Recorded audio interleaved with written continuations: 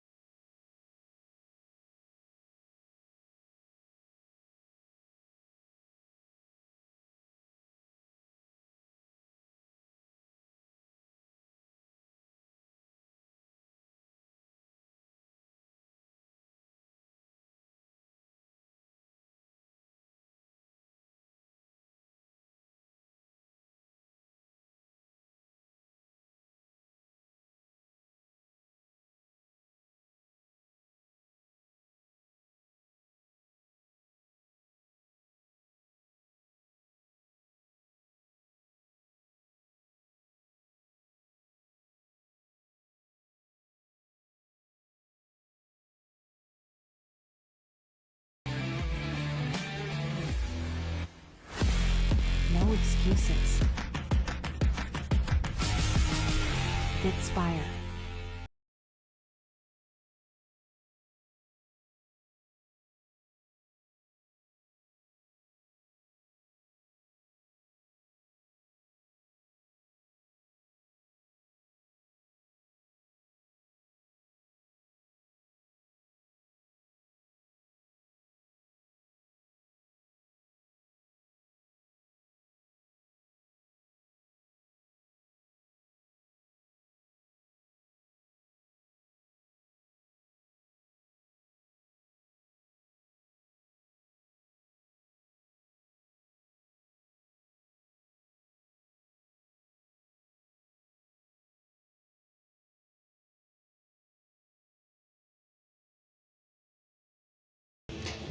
It is a wonderful Saturday morning mula dito sa loob ng Enderun Colleges here in McKinley Hills in Taguig as we are on our last day of your Pinoyliga Next Man Cup mula dito sa loob ng Enderun Gymnasium here in McKinley Hills. This is finals game of your Pinoyliga Next Man Cup Season 2 presented by the Shawarma Shack.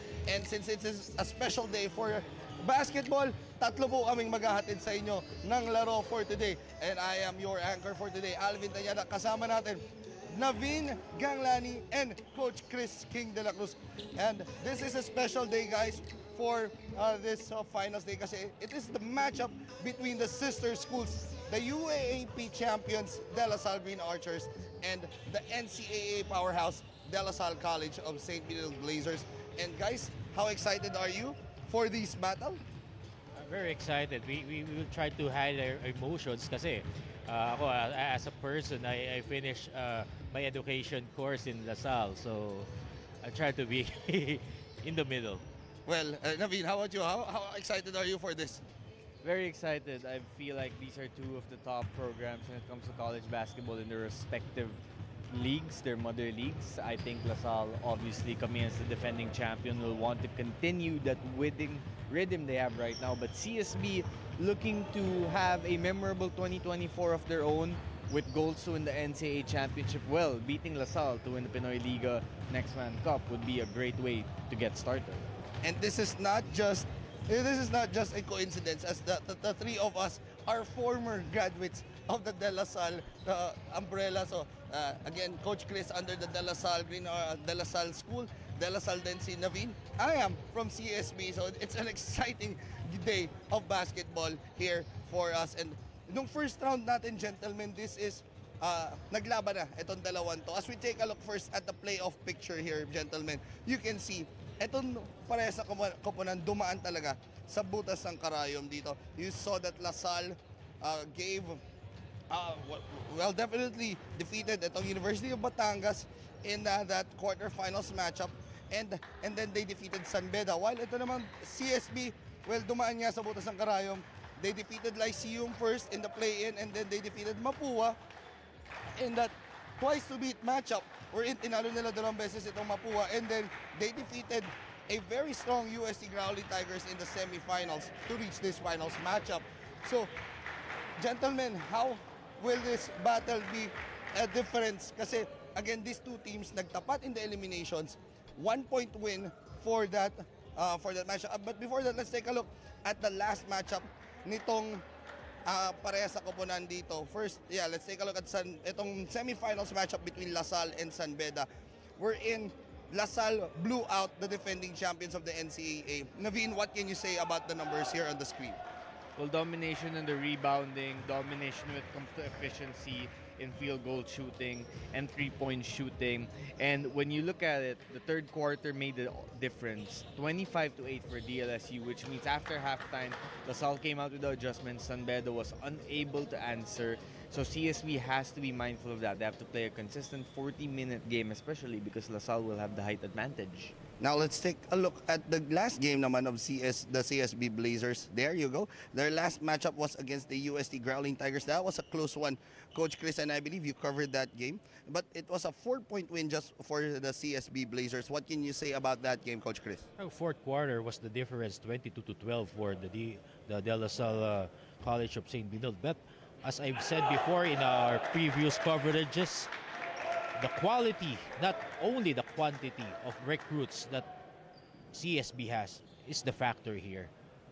And there you go. And again, pinag-uusapan nga natin kanina yung naging matchup nitong parehas sa koponan in the elimination round. You can see there is the numbers, 91-90, just a 1-point win by the De La Salle Green Archers. We're in Boris Marasigan, Ethan Alian were the top players here, but Ian Torres and Irel Galas led the way there. But one key figure here, coaches and Naveen, is the figures here that there were no the three main players of CSB were not there. Tony Inot, Justin Sanchez, and ito si Allen Liwag were not there as they were still playing for the SGA squad that played in Dubai, and also no Anton Eusebio. So first, we'll ask Coach Chris, how big of a factor are those four guys returning here for CSB in this matchup against De La Salle? Well, Allen Liwag banning the paint will be really big for CSB as he really brings that intensity inside, and also Justin Sanchez where he can play three positions, and Tony Inot we can blew the lights out from way beyond. And also Antonio Sebio, tawag ko sa kanya yung pamatay sunog, he gets his shot at the right place and at the right time. Not the quantity but the quality that he brings in here in the College of St. Benilde Blazers. But for in that game, EJ Goliana was not there, Matthew Rubico was not there, but how big of a difference are those two players now heading into this matchup that they will be up against the likes of Tony Inot, Jomel Ancheta, Gab Cometa, and Ian Torres? Very big, especially when you consider that Earl Abadam will not be in action for DLSU today as he's flown back to Australia to spend some time with his family, which means more responsibility for EJ Goliana and Matthew Rubico when it comes to ball handling. And one more name I should add to that list, Boris Marasigan. He's been sensational for DLSU. In fact, Coach Charles Pugh of the CSB Blazers called Boris a superstar level player. So can Boris live up to that today by helping deliver a championship before his first UAP season? That is how we already set the table up for this matchup. This is a knockout finals matchup between the De La Salle Green Archers and the De La Salle College of St. Benilde Blazers. Handa na ba kayo? Kami handa na. Let's now bring it over now to Ryan Pajaro for the starters of this matchup, and let's meet the players on the floor. Good morning, Pinoyliga Cup fans, and welcome to Enderun College Gymnasium in Taguig City. This is the Pinoyliga Next Man Cup Season 2 Finals, presented by Shawarma Shack. We're live on YouTube at Pinoyliga Cup and also simulcast at Alio TV Channel 23. This is the Battle of TAFT, featuring the 10-time UAAP champion De La Salle Green Archers versus the 2000 NCAA champion College of St. Benilde Blazers. Let us meet all the players first for the De La Salle Green Archers. Number 1, John Macalalag. Number 7, Rocco Zamora. Number 13, Mac Hugo. Number 15, Mick Romero. Number 19, Ethan Alian. Number 21, Henry Agunane. Number 22, Wright and Wanko. Number 25, Boris Marasigan. Number 26, Matthew Rubico. Number 27, Ernest Daha. Number 30, Justin San Agustin. Number 32, Elijah Guliana. Number 38, Russell Ogana. Number 45, Bien Kenya. And number 46, Jake Gaspar. Coaching the Dalasalvin Archers is First Assistant Oliver Bunyi, assisted by Osmond Ran, John Pelotos, Jello Vito, and John Nicolas. And now let's meet all the players for the College of St. Benny Blazers. Number 0, Matthew Ori. Number 7, Ian Torres. Number 14, Roger Onoda. Number 15, Michael Mara. Number 17, Jovel Ancheta. Number 20, Justin Sanchez. Number 29, Nathan Victoria. Number 31, Cedric Harte. Number 33, Edson Serrado. Number 24, Alan Diwan. Number 29, Winston Enoch. Number 24, Angelo Barguaja. Number 22, Gad Cometa. And number 77, Anton Eusebio. Head coach for the Blazers is Charles Chu, assisted by Paulo Layu, Howie Chan, and JC Guyar. At this point, ladies and gentlemen, before we start our finals game today, may we request all fans to stand and let us sing the Philippine National Anthem.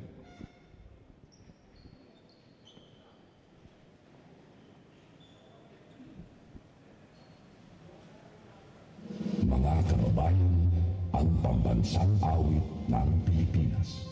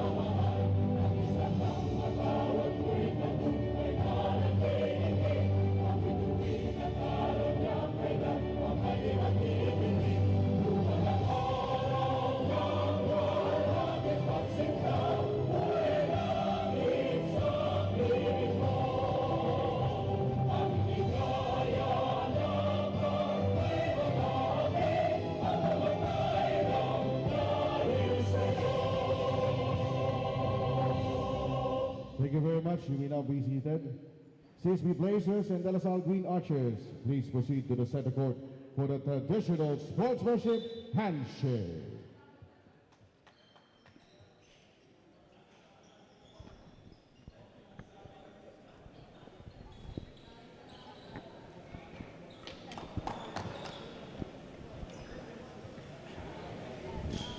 And now let's meet the starters for the De La Salle Green Archers.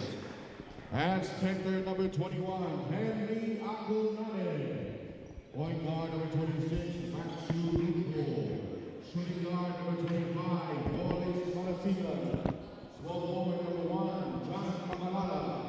And foul forward number 26, Steve Gaspar. And now the starters for the St. Blazers. Center number 24, Alan Lima. Point guard number 17, Joel Ancheta. Shooting guard number 29, Winston Eno. Small forward number 14, Roger Noah. And foul forward number 20, Justin Sanchez. Your officials for this finals are Luigi Edgalopino. There's a fire to Alabama. Assistant fire to Alabama. The creative founder of the Signature Academy Program. Commissioner Justice Alex and founder Betty Rodriguez. This is a battle attack. The Blazers is the Green Archers for the Pinoyliga Finals. Number 1.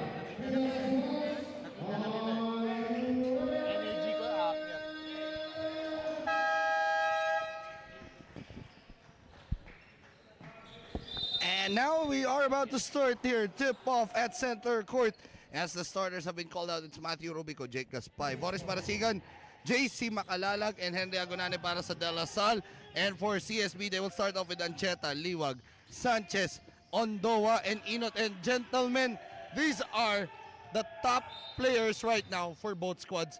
No tables turned for both coaches. Of course, when the opportunity to win a championship is on the line, you have to make the most of it. And this is a momentum builder din for your program. During practices, when you establish a standard of winning championships, no matter the league, you play better. Navin is correct, no?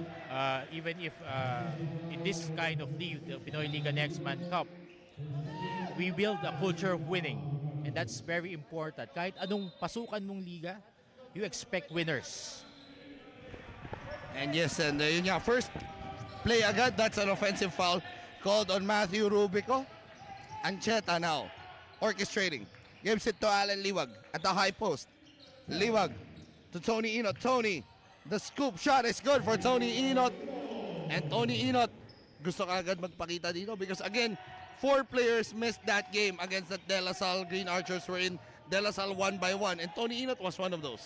And Tony Inot was hot during the quarterfinals. He torched Mapua twice during that quarterfinal run to reach this point of championship. And JC Macalalag now, welcoming him back. He did not play for the last few games.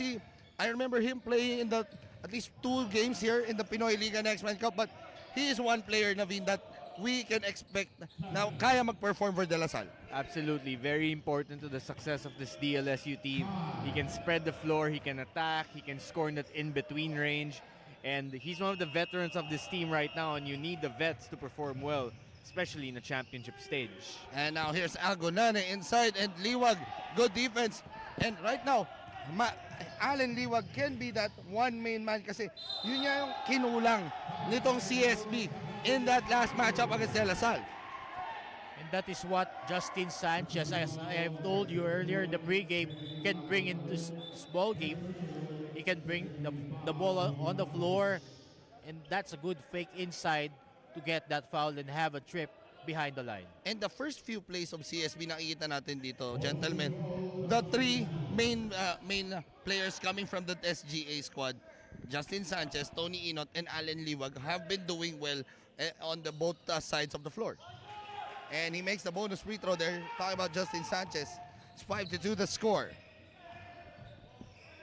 Rubico contra Ancheta. You know, this is a great opportunity for the likes of Rubico and Alian, some of the newcomers when it comes to the point guard position for DLSU. Because the pressure they feel in this game, as we see Marasigan get to the free throw line, the pressure, the physicality, the energy, the atmosphere, it's not exactly UAAP level, but it's the closest they will experience to UAAP level in this situation right now. Yes, you're right there, David. Kasi lalo na, this is somewhat like getting ready for them for the upcoming UAP season. Again, no more Mark Nonoy, no more Evanelli. Ang laking bagay na yung point guard spot na yun is bakante for De La Salle and the likes of Matthew Rubico, Ethan Alian, and even the likes of ito sila Prince Alaw. Those guys can make a big difference para makapasok nila yung kanilang pangalan doon sa team na yun for the upcoming UAP season. Exactly. And Josh David will be the leading guard for DLSU in UAP Season 87 as we see LaSalle force a turnover. But Josh David doesn't always play point. Sometimes he's a 2-guard, a combo guard as well. So there's an opening for one of Rubik or Alian to take that starting spot, potentially. Yes, and right now, syempre, wala pa si Jacob Cortez, wala pa si Kian Baclaan. So, they have to step up in those absence. And as Tony Inot misses the jumper, or the teardrop there, Boris Marasigan to Agonane.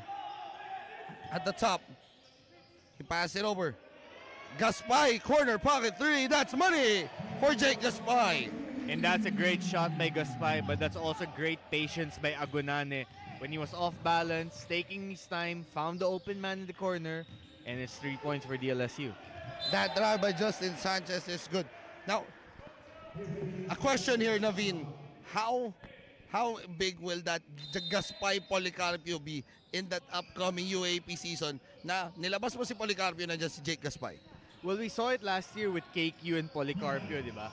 Policarpio came in a lot and replicated what KQ was doing. as no basket there for CSB. So if Gaspay can provide spot minutes, that might be able to provide Policarpio and Kimbao more rest during the elimination round, so they are fresh for the Final Four. And right now, Ethan Alian will check in for Matthew Rubico. Ondoa to Ancheta. Ancheta back to Tony Inot. Inot. The pass, Allen Liwag, the jumper. No good. Rebound by Henry Agonane.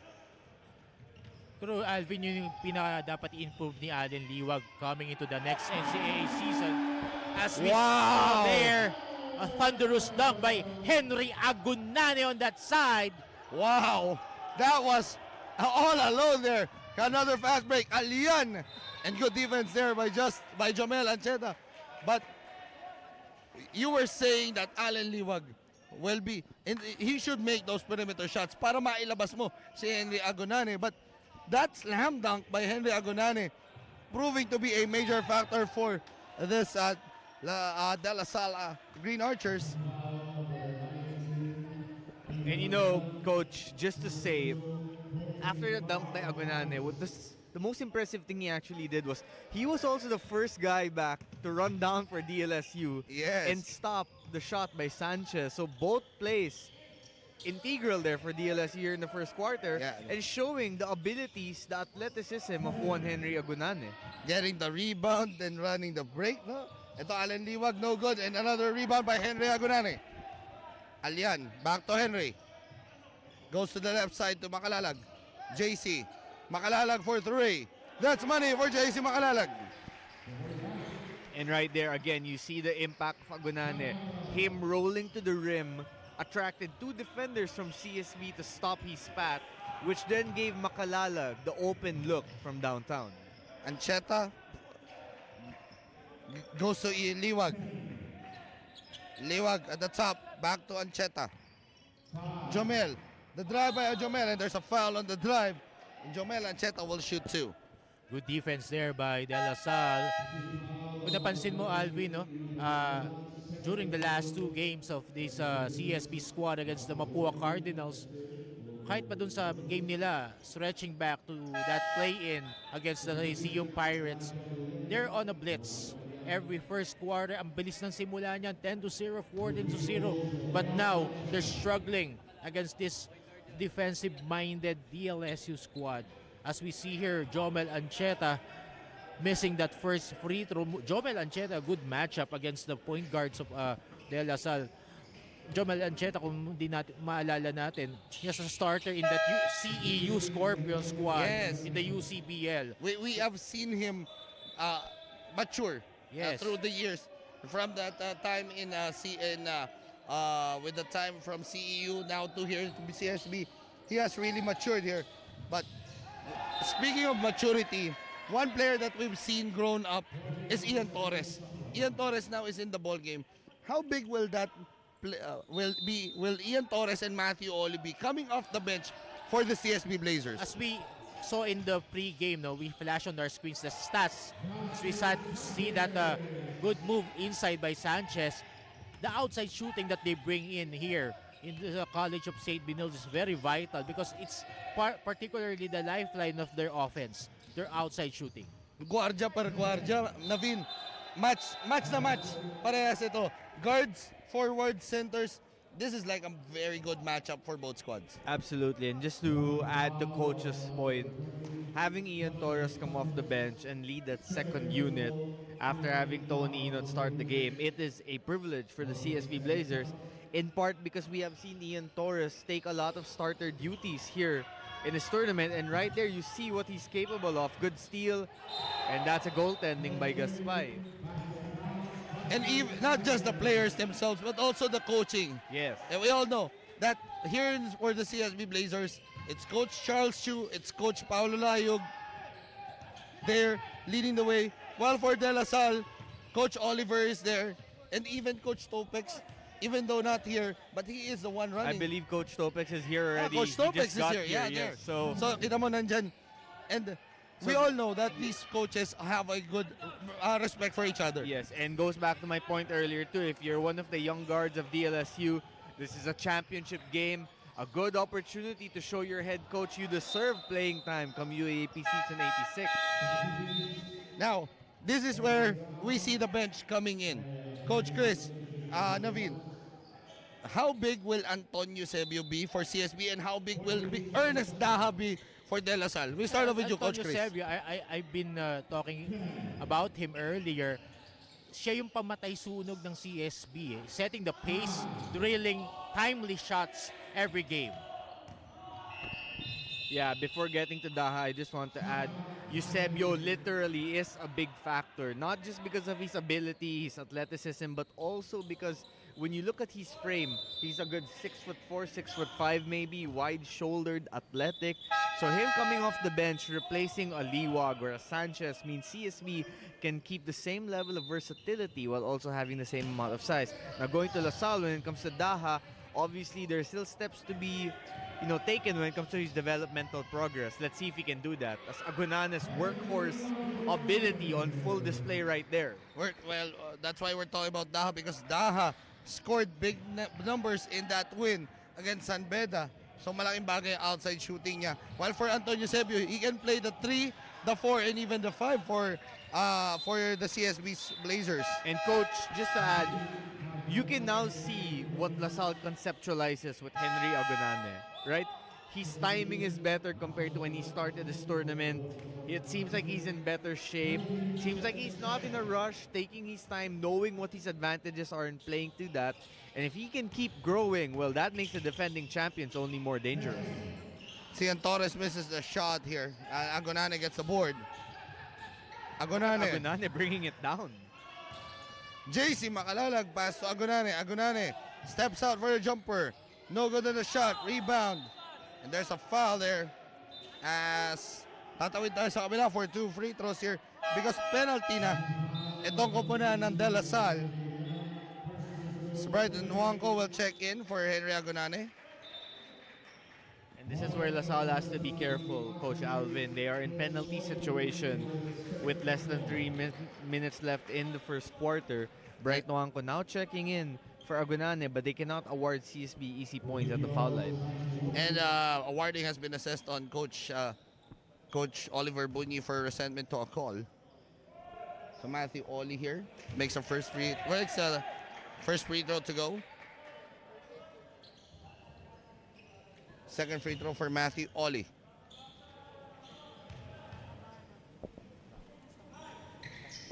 Second free throw is good. 13-12 the score, 1 point lead for De La Salle. Mukhang maganda yung champion shirts for the winners today, no, Coach? Dumating na nga dito. Parang gusto ko rin yata na win. And Kasi that's wala a naman block. tayong talo, pare-pareho tayong educated by La Salle system. Well, that's true. That's Nahihiya lang true. ako dyan, Coach. Yung size ko parang lumaki na compared to last year. Well, we hope that we get one. Siyempre, special thanks to Antbox, one of our official sponsors, as EJ Goliena scores. Goliena seems to be in better shape, no? Like, he's always been lean, but it seems like he's added some muscle to his frame. And right there, finishing with the left hand, such a simple concept, Coach Alvin. But a lot of players don't realize how important it is to develop your offhand finishing ability. Right there, Goliena, the defender knows he's right-handed, so he's covering the right side. So what does Goliena do? Attack the left, open layup. And that proves to everyone that he's not just an outside shooter, He can drive to the hole. And that is one thing that na-improve na niya through the years. Allen Liwag now to Ian Torres. Torres, the perimeter. 18-footer, no good. Rebound with Bright. And Wonko. I feel like CSB needs to be a little more patient with its process, given that La Salle does have the height advantage. Do you agree, Coach? Yeah. Especially with that Ian Torres move. That's his signature shot. That's his calling card. That should be more or less a no-brainer for him if he took this shot. Eto pa ngayon tatlong guardia na, yung tatlong point guards ni Coach Charles na dito. Pinasok na niya. Kanina Jomel Ancheta, now it's Gab and Ian Torres. So, ganyan iniikot ni Coach Charles yung rotation niya with the 3 guards. Antonio Sebio, top of the key, 3, no good. Rebounded by Brighton Wanko. I did like that shot for Eusebio, though. He needs to get going and provide some offense here right now for the Blazers. Kailangan pa mag-init nito Tama. ni Antonio Sebio. And Boris now. Boris drives in. Boris fouled. You know, for his size, Marasigan's ability to attack with that quick first step is going to be lethal for defenders to deal with next UAP season. And even in this game, CSB needs to kind of pick its poison when guarding Marasigan. Do you concede a jump shot? Do you let him attack you by penetrating? It's like, how do you want him to beat you? And will you make the right choice? Because as Coach Charles said, this is a very good player on the rise. And Boris Marasigan, they're one of their leading scorers here. Kasama si Earl Abadam. But again, you said earlier in the top of the broadcast, no Earl Abadam for Lasal. But you have JC Makalalag now back here in the lineup. Alvin, if you will notice, no, Boris Marasigan, let me just add to it, yung laki ng katawan niya. It will be a factor as a matchup problem for the other team. Unfortunately, it looks like we jinxed him because he missed 2 free throws. But for those curious, that wrap around Marasigan's right elbow was an injury sustained in practice just yesterday. Yes, yesterday. It's just a minor injury, but I'm curious if it will affect his game today.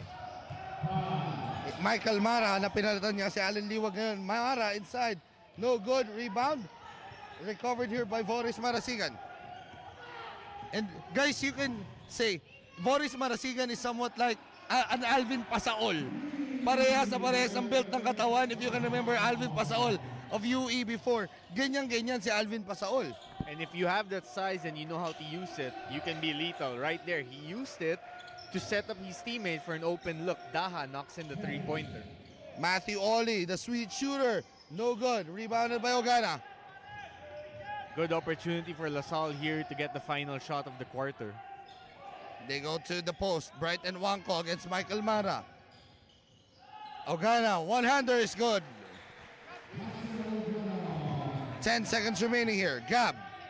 Cometa. Cometa back to Ian Torres. Torres drives in. Ian Torres fouled as he will shoot 2 free throws here. Ian Torres recognizing that he has speed advantage in that play. Quick first step for that guard. High looper shot, fortunately not sinking in, but he was fouled in the process, earning a trip on the line. Ian Torres, as I've said earlier, inside-outside threat. Choose your poison for him. Don't give it an open shot from way beyond. They're gonna drain it, but also he has that killer first step. But he missed that second free throw as we end our first quarter of play in a battle of green and white. It is a 7-point lead for the De La Salle Green Archers contra sa De La Salle College of St. Benil. We'll be right back for more action here in your Pinoyliga Next Man Cup Finals.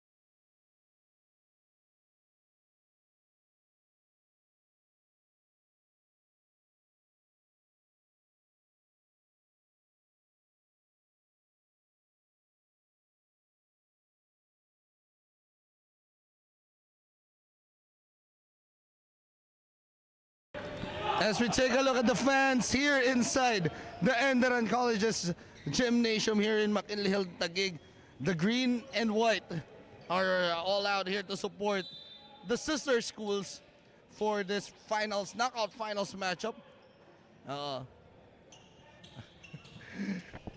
And from TAFT Thursday to Championship Saturday. Yes, and my name is Alvin Tanyala, together with the Woj of Philippine Collegiate Basketball, Navinia Lani, and the coach himself, Coach Chris King de la Cruz.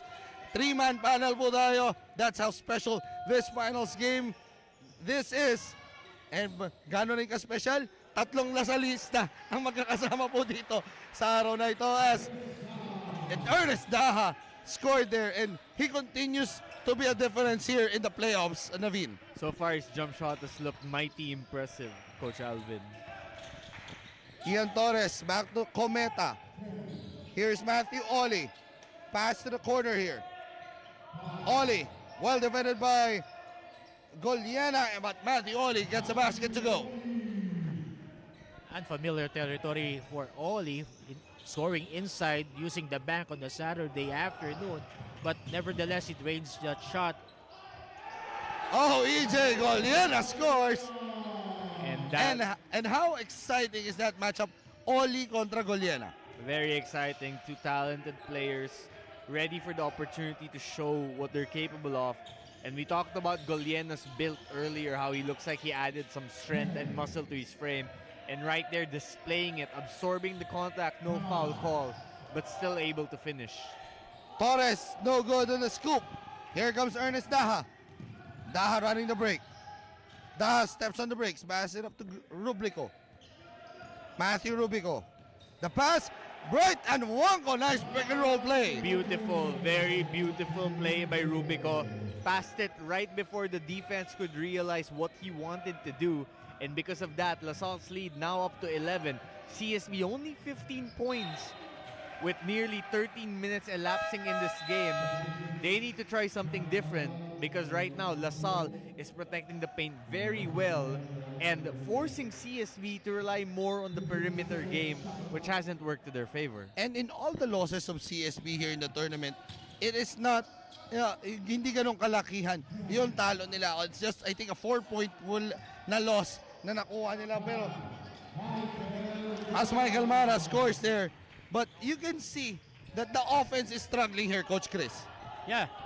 Sabi ko nga kanina, no, previous games, they have a blitz up to the second quarter. Iiwanan na nila yan.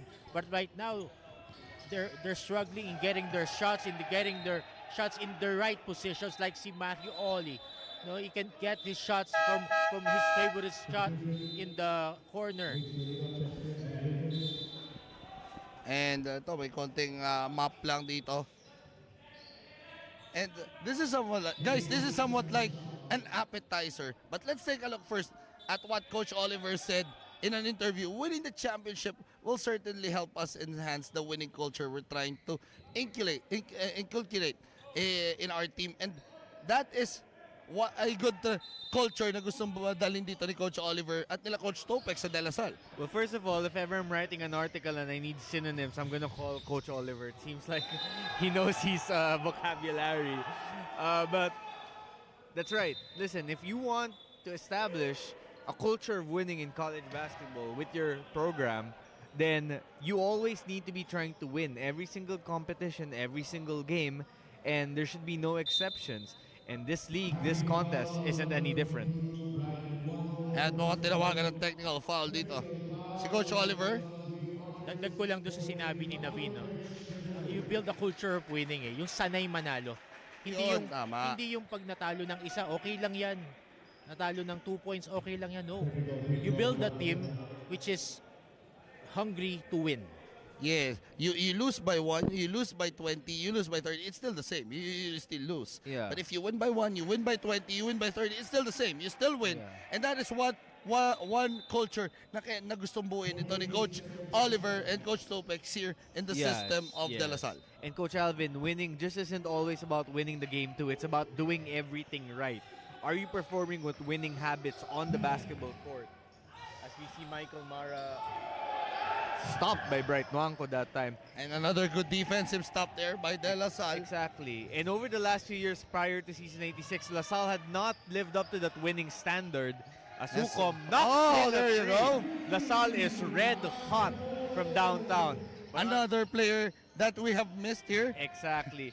But under Coach Topex, LaSalle has started building back that winning culture, and you're seeing it right here. Matthew Rubico scores. And they have been on a scoring run. Talking about the UAHP champions, De La Salle Green Archers, as they are now on top here by 13, 31-18. Timeout, CSB.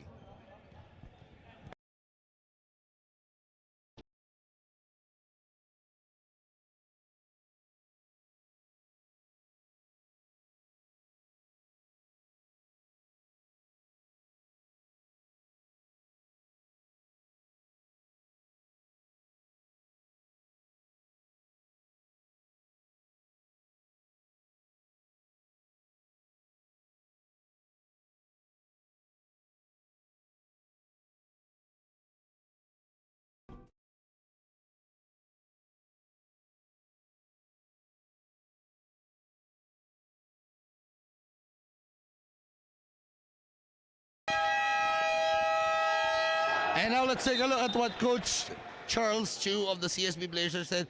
Well, I was at the party the other night and the LaSalle alumnus kept teasing me how Benilde is known as the TAFT, which I found amusing. It is a tough task for us being the little brother of the DLSU team, and it would be nice to pull up an upset, especially against a team with 2 imports and a superstar in Marasigan. We will try our best though, and hopefully it will show how far our program has gone.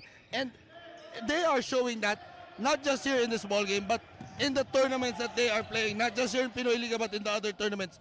But Coach Chris, this squad really has a lot of respect, not just for one player, not just for 2 players, but the entire system of De La Salle.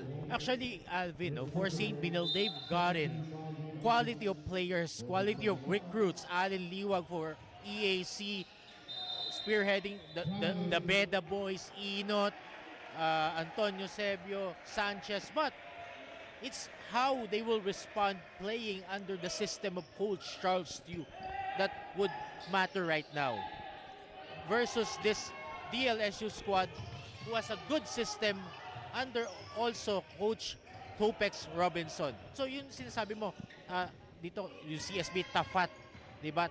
Second class LaSalle school in terms of the program? No. Etong dalawang LaSalle schools na to are the elite programs right now in college basketball. Well, me personally, being a CSB graduate, I've heard about that, being that we are from the TAFT, but being a team that, or being a school that such as CSB with a huge tradition also in sports. Yes, we have only won 1 title in our stint in the NCAA, but this team is different right now, Coach, as LaSalle has been on fire right now, Naveen, with their outside shooting, and maganda yung takbo nila all throughout this second quarter. Absolutely, and you can see why Coach Topex wanted to recruit Matthew Yucom to his team. That lefty shooting ability is going to be a valuable addition to this team. And right now, CSB, a lot of things just not going their way at all. Finally, Allen Liwa getting that layup. You know, if you're already at a height disadvantage like CSB is, and you can't also struggle from the field because that allows LaSalle to run. So maybe Liwag's shot there will get momentum going for the Blazers. And now Matthew Rubico will be called for a technical here.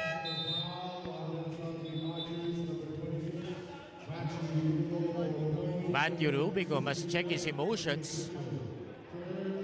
He was complaining na tinisod daw siya, but yeah, no, hindi tinawag. Siyempre, it go that way. No?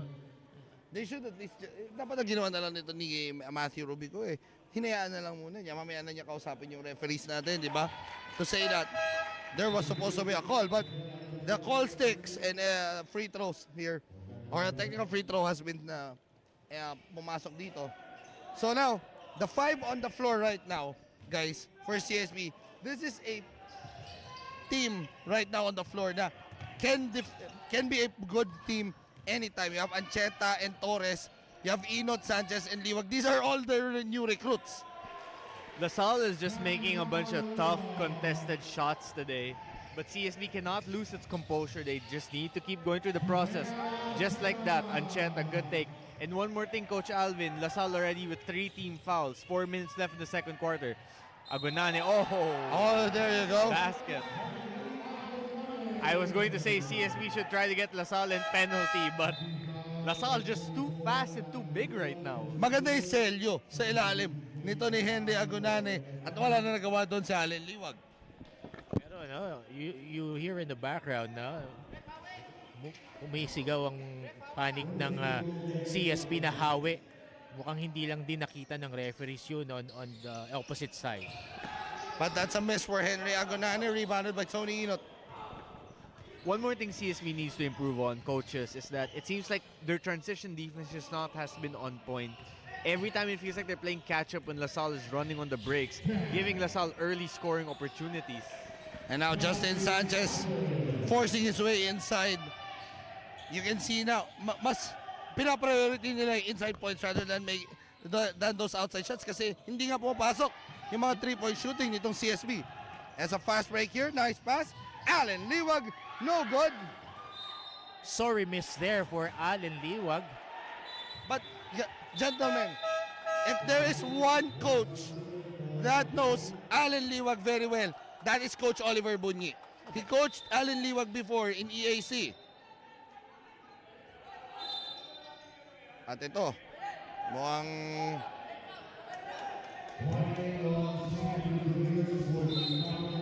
So the warning. Blazers bench, yes, gets a warning, but also you can hear the players in the background encouraging Allen Liwag. It's okay, keep your head up. You missed the shot, but that's still a good attempt. Yes, a wasted opportunity, but this game is still far from over. The Blazers are Yes. still within striking distance here. Maaga pa naman to as Boris Marasigan. Sabi ni Boris Marasigan, what injury? I can still play. And right there, seriously just allowing Marasigan to get to his spot way too easily. And there is a foul there on Alian. Interestingly, Coach Alvin from the bench, the veteran Michael Phillips, telling his Green Archers, keep your head in the game, pointing his hands to his head, which he does during the UAAP season as well. As if telling the younger guys in the roster, listen, you're in the lead, you're up 15, you're 1 away from being in the penalty, keep your heads in the game. At ganito ba talaga pag brotherly love? Talagang ayaw magbigayan? Parehas? Walang bigayan dito, talagang labanan to ng programa, no? To be a Class A program here in the college basketball. And Sheta. Good defense there by Goliana. Fast break. Here we go. Agonane all alone. And he scores. Plus a foul. Again, the improvement of Henry Agonane in the last few weeks has been significant. Coach Alvin, the patience, the timeliness, the catching ability, the footwork, just so much better. As De La Salle has been on a roll here. They are on top by 17 here. 42-25, 2 minutes and 26 remaining here in the second.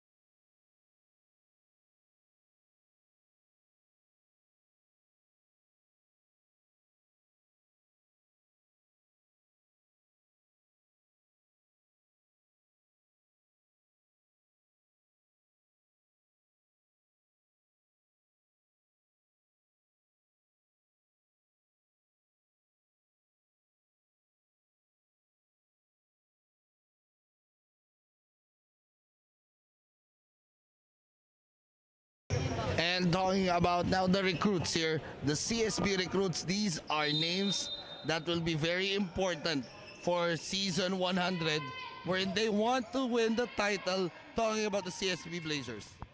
And names are names. You have big names here. Justin Sanchez, Tony Inot, to name a few, Nathan Victoria, and Sean Umali. No? Names are names, but it's how you work within the system, how you embrace, you buy in that system that Coach Charles offers that matter at the end of the day. So ito nakikita natin, struggling sila. Maybe no, this is a huge help. No, joining in this type of a tournament will be a good help for CSB to create no that chemistry that they need to build that particular team. And right now there's a foul here on Boris Marasigan.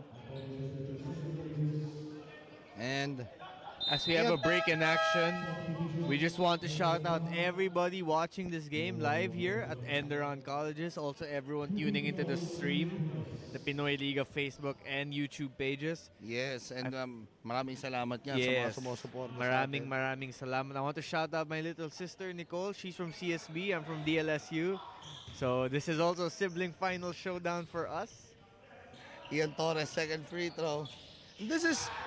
I think this is one of the few times that we've seen that the bleachers are a little bit full. When we say a little bit full, yung kanang bahagi, di pa nga masyado. Pero you can see that everyone is there, but the access denied by Jake Gaspay. And that winning play there by Gaspay is exactly what's going to earn him the trust of his coaches. JC Makalalag scores there. Ancheta scores. Ang bilis nitong opensa agad. Pero the problem is their defense on the other end, Coach Chris. Hindi kagad nakababa yung depensa nila do, kaya freeing Ancheta on that fast break play. Goliera to Makalalag. Gives it up inside. Gaspay. Back to Goliera. Makalalag. Kontra Inot. Makalalag. No good. No one boxing out. Ooh! Nice block there by Antonio Eusebio. Eusebio with a great defensive effort. Ian Torres. Easy 2 points. So good defense on the other end. Good offense on the other end. And there is an unsportsmanlike foul signaled by our referee. And I think it's on JC Makalalag there. Pero let's try to check. I think it might be in Goliena. Pero who says that this is, pag magkapatid na school easy-easy lang. Nope. You know, the fact that they're quote-unquote sibling schools might only add to the desire of both teams to beat each other. I mean, I grew up with siblings, and that bragging rights at home, it's a factor. It makes you give that extra gear sometimes, you know? And now EJ Goliena will have to sit out on 3 playing minutes. Pangatlo na rin ni Goliena. So tatlo si Goliena, tatlo si Rubico. And yes, a quite encouraging end to this first half for CSB, given that it's been a dominant effort by DLSU. CSB was down nearly 20 a while ago. Now they have the opportunity to cut this to perhaps 14 if these free throws are converted, and maybe even less, because I believe they will probably get the ball possession. Coach Chris, how big can these few seconds be for CSB para makuha nila yung confidence nila heading into the second half? Sabi ko nga kanina during the break, napapag-usapan natin, disrupted yung takbo ng opensa nila. And this might be the point where they can get over that hump. No? One shot, one possession yung nangyayari. So, siguro ngayon, makapunto sila, get their confidence back, and get their groove back in running their offense. And now Ancheta. Ang kontra-hukom. And look at the defense by Makalalag on Inot. But it's not just the defense of Makalalag on Inot. It's everyone putting a body on their own defensive assignments. And once again, I said this earlier, if CSB can take advantage of the fact that LaSalle is in the penalty situation, that could give them the cushion they need to build momentum heading into the second half. And right now, that's what the Blazers are doing. So kudos to them. It's the second straight quarter that LaSalle is in the penalty heading into the end of the quarter. So we can see here yung possibility na dapat ma-contribute nito or magawa nito CSB na take advantage yung penalty situation. As he makes the second free throw, Angela Vanguardia will check in for the first time for defensive purposes here. Sabi mo, Alvin, no, CSB can take advantage of that, no? Drive song to the basket, samantalin nila yung penalty situation, get baskets nang hindi gumagalaw yung orasan. Now Gaspay. Makalalag. Against Ancheta. Makalalag drives in the pass. Agunane, good defense there by Antonio Sebio. Rebounded by Tony Inot. Here is Anton. Anton, sky in the sky play for Antonio Sebio. Cutting the lead back down to 9. Fantastic finish by CSB. Agunane, the jumper from the baseline. No good. And stick back by Hokom. But will that count? Let's see if they will count that. Our referees conferring. Alan Barria, John De Varamillo, and Edgar Orpilla. Let's see. They will count that shot by Matt Hukom as that lead is now back to an 11-point lead. That was an intense first half of action. We will be right back for more action here in your Pinoyliga Next Man Cup Season 2 finals presented by the Shawarma Shack. Transform.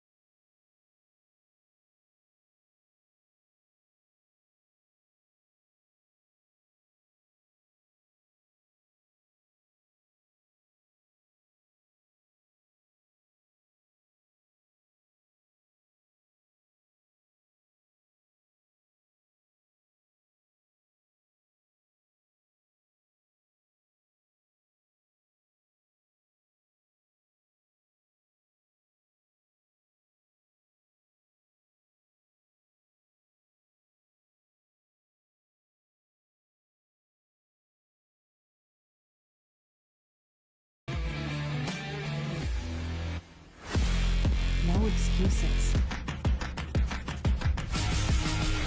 Bitspire.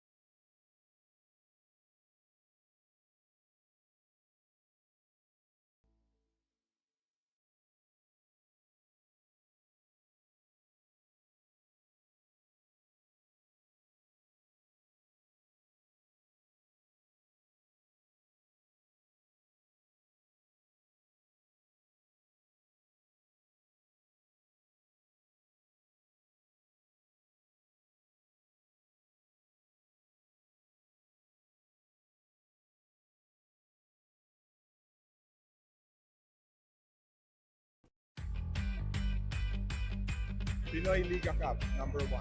Pinoyliga Cup number 1. Pinoyliga Cup number 1. Pinoyliga Cup number 1. Pinoyliga Cup number 1. Pinoyliga Cup number 1.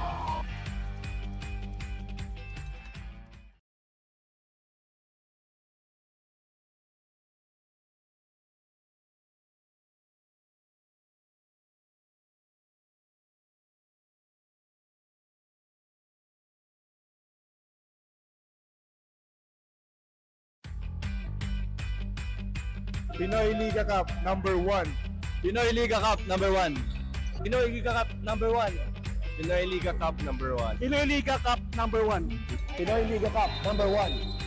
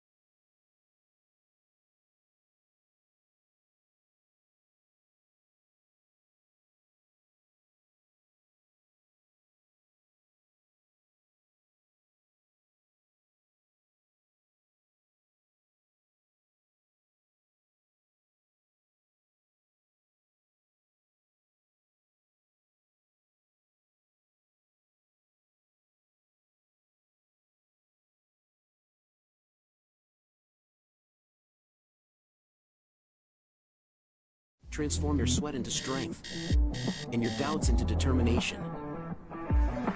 Welcome to the journey of Fitspire.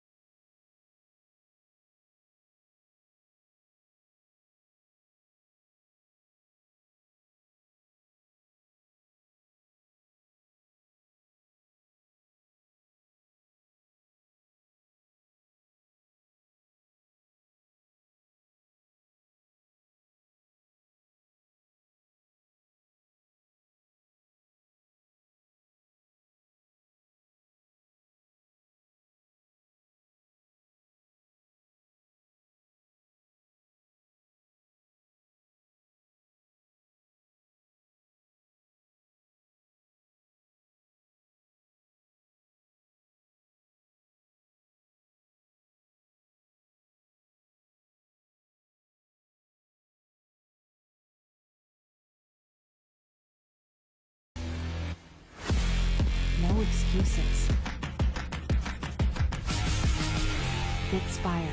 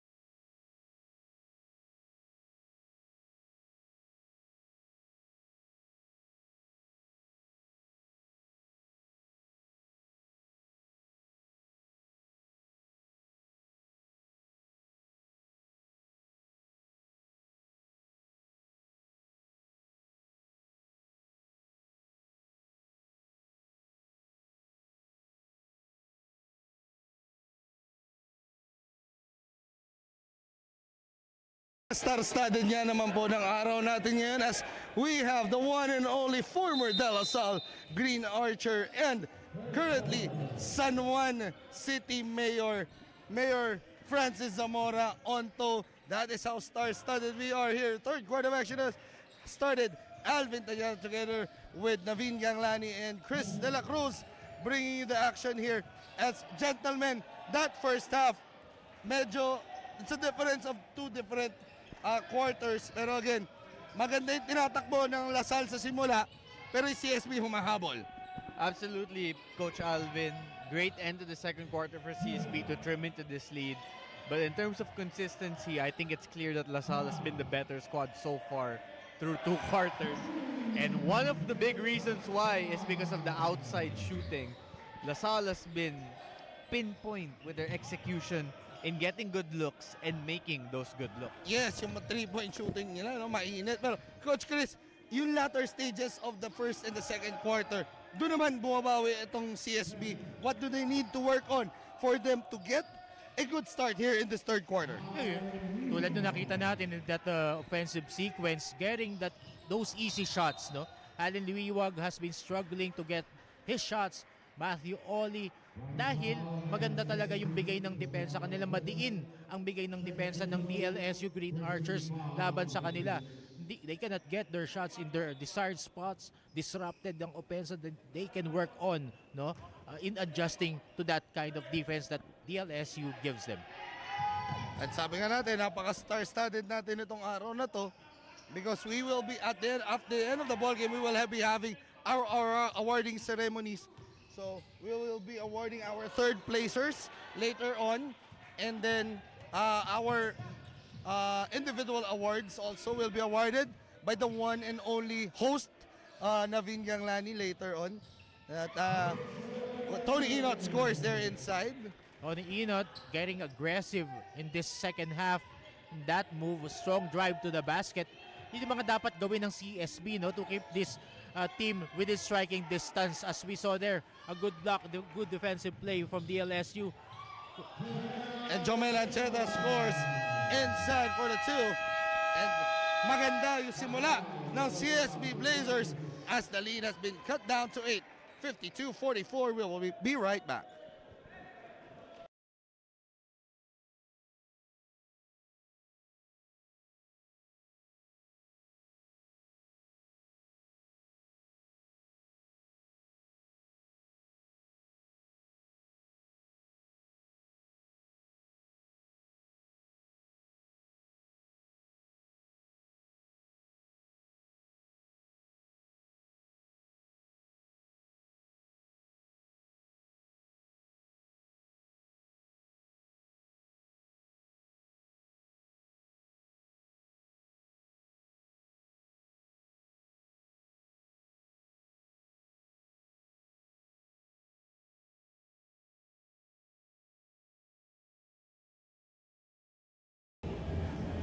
Kanina pinag-usapan natin ang CSB recruits.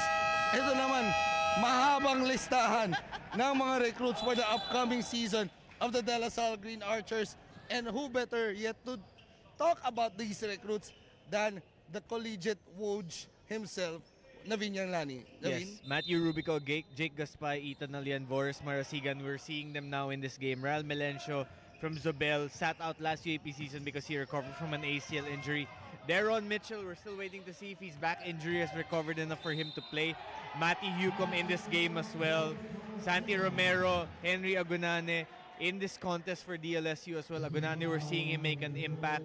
Justin Buenaventura expected to be in the Philippines after his graduation in the United States in May. And of course, the three big additions. Jacob Cortez, Kian Baclan, Luis Pablo, eligible UAP Season 88. But guess what? I have heard these three will play in the upcoming Pinoyliga conference. Yan nga po ang isang nasabi ni Coach Oliver Bunyi kanina pagkausap namin. These three players will be lined up for the Pinoyliga Collegiate Cup which will start this coming April. So, isang linggong pahinga lamang po tayo. Actually, dalawang linggong pahinga tayo before we get to start. Before we get to start a new conference wherein Ateneo was our last champions there. Yes, Ateneo, I believe, was undefeated on their way to the championship Yes, last oo. season. So let's see if they can replicate that this year to defend their crown, or let's see if a team like LaSalle maybe would give them a challenge. Oli from the corner, no good. And Matthew Oli has been struggling here from the Yes. outside. And Coach Chris, it seems like it's clear they need Oli to hit a few outside shots. Not only Robico. Oli, but yung kanina, no, when Allen Liwag received that ball, nagdalawang isip kagad siya to make a move and pass the ball off. What the CSB needs to do for those sa pananaw ko lang, their inside game has been okay. But the problem is their outside shots, hindi nagpo-fall down.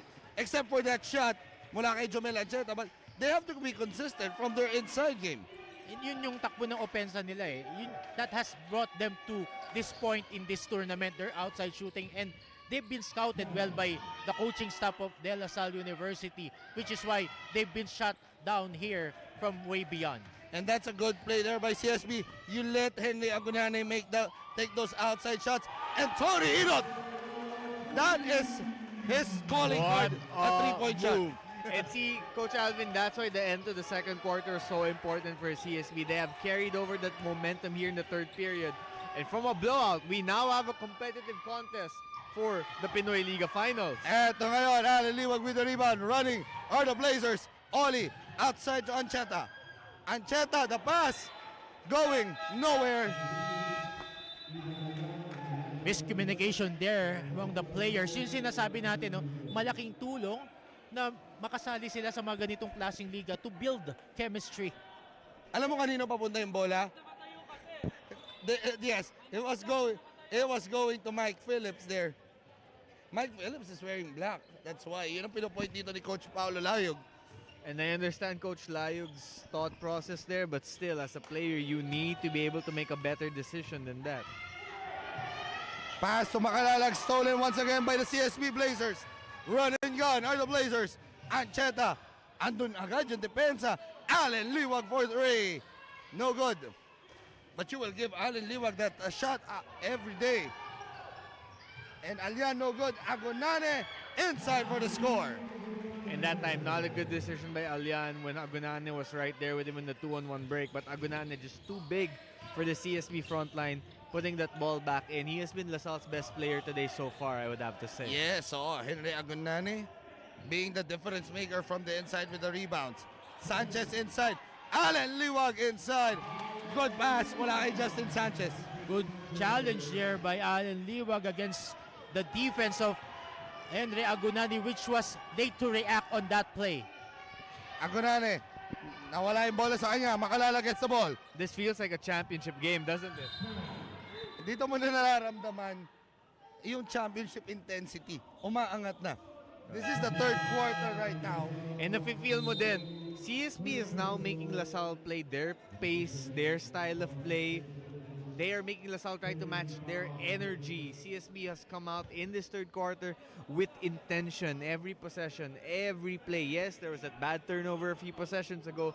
But other than that, they are really being more physical than the Green Archers right now, which, considering LaSalle's height advantage, should be something that concerns you if you're the Green Archer staff. Yes, you are right. At ito, yung concern dito ngayon nila Coach Paulo, nila Coach Charles, na sabi nila si Mike Phillips is standing there on the sidelines. Kaya nga nagkaroon ng pasa kanina, and now they requested that Mike Phillips have a seat there. Kasi masisira din yung takbo, yung flow. Kasi totoo yun, naka-black. If he has the mentality, ang problema, if the breaks of the game, pag nakita mo naka-black, pasa agad eh. Pero on the other hand, Alvin, no, it's not an enough reason din eh. I know. Kasi dapat ang player, alam mo, yung uniforme ng kakampi mo. Hindi porke naka-black, papasahan mo. Tama. So, clearly, that was really a miscue for Yes, Jomel that is Ancheta. right. Yes. You know what CSB is also doing better here in the third quarter is being more patient with their process on offense. Waiting for when Agonane is not camped under the rim in the paint ready to defend. And that's why you've seen Liwag get 2 easy scoring opportunities near the rim so far in this period. Torres now. Pass to Inot. Inot hit one earlier. No good on the shot. And again, same issue as the first half, that time for the Blazers. One shot, rebound for DLSU, but Makalalag unable to control the pass, and it's a turnover. And at this point, no, this is very crucial, Alvin. Ian Torres being guarded by a taller and a more confident JC Makalalag na umupo ngayon, no, to disrupt really the offensive flow of CSB. And now Ernest Dahan is now defending Ian Torres. Ian Torres has been silent also in this matchup. Good thing. Pero narinig tayo doon, Ian Torres and basket plus a foul there. But the good thing here, guys, is that Jomel Ancheta has been playing well, being the point guard of the squad. Tahimik nga ito si Ian Torres. But Ian Torres needs to do better because he's a guy that is part of that magandang tinatakbo no all season long of this CSB Blazers.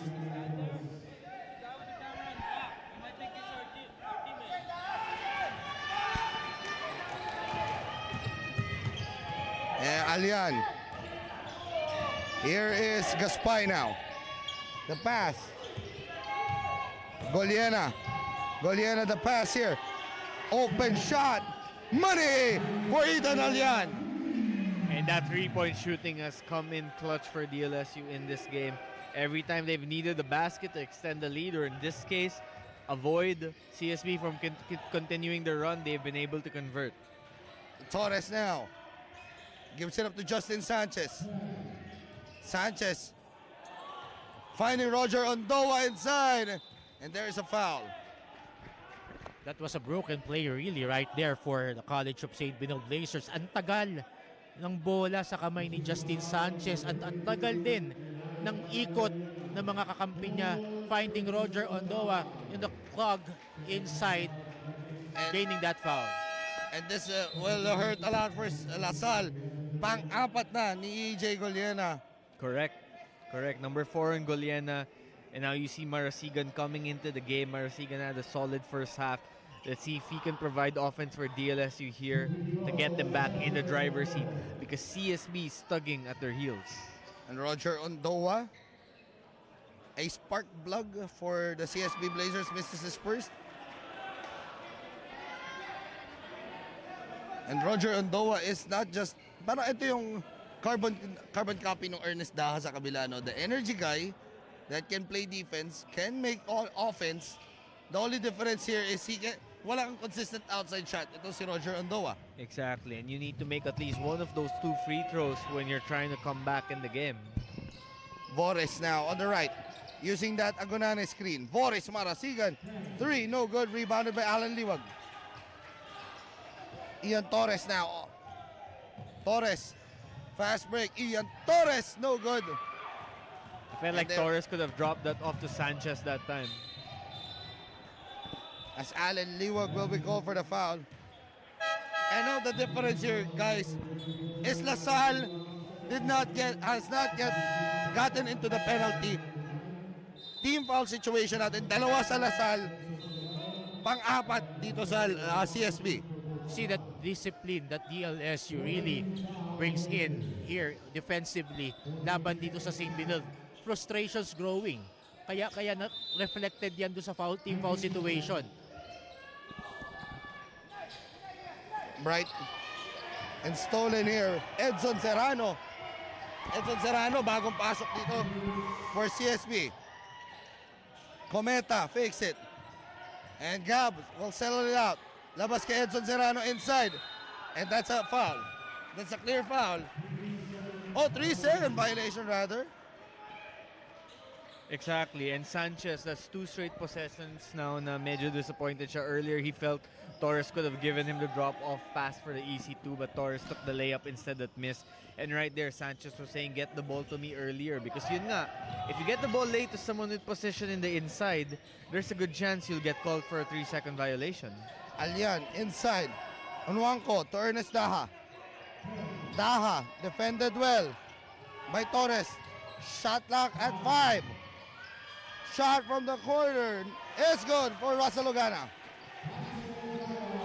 Balik na naman. Yes, sa 10 ang lamang dito. And guys like Daha and Ogana have really stepped up to hit big-time jumpers in this contest for DLSU. And rather balik sa Sham, and an offensive foul is called on Edson Serrano.